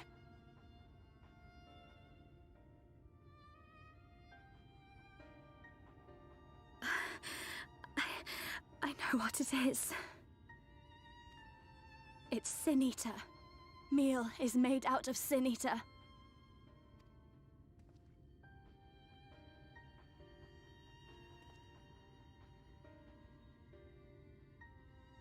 So it is. Oh my, oh dear. In limited quantities, it may have little effect on an average individual. Yet if one were to consume it regularly, over a period of several years, I suspect it would do far, far more than merely nourish the body. That Vorfree wieldeth power over sin-eaters is known. Could it be that those who partake of their flesh do thereby render themselves susceptible to his influence? 'Twould serve to explain why the town's newer arrivals succumbed less quickly than those raised on a diet of meal. He's been rounding up sin-eaters and feeding them to people. Altering them mouthful by mouthful, all to stop them answering back. There are desperate souls out there killing themselves to escape turning. This is unforgivable. An atrocity. Damn right it is, Alisay. Damn right. These sin-eaters. What if they are not simply rounded up? Do you remember what we were told when first we came to the city?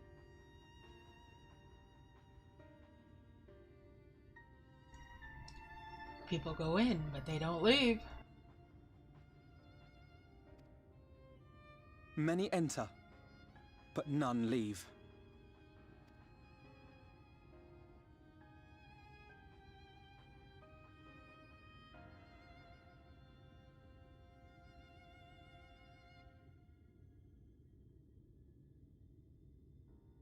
Let us put an end to it.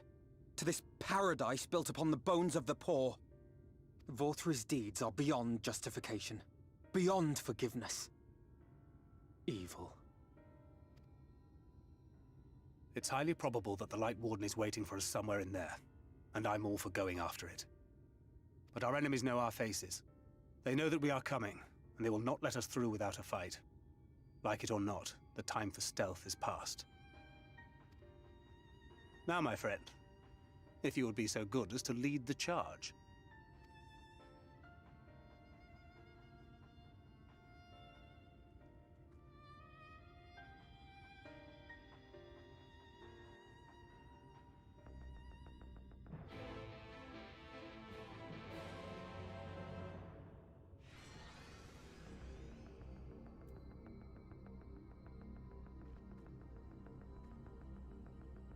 And on that note, I'm going to wrap things up here, and we'll continue in the next one with the duty that's coming up over here when we talk to Alphino,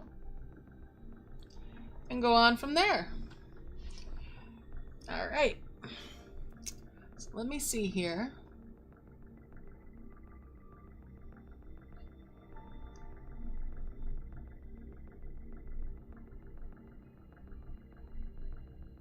Yeah, we'll do that next time, and with a little bit of luck, we'll also make it to Mount Gulg, to the Crown of the Immaculate, and maybe even to the Tempest next time. Alright, so thanks for hanging out. Hope you enjoyed this session, and I hope to see you in the next one. Love y'all loads. Bye for now.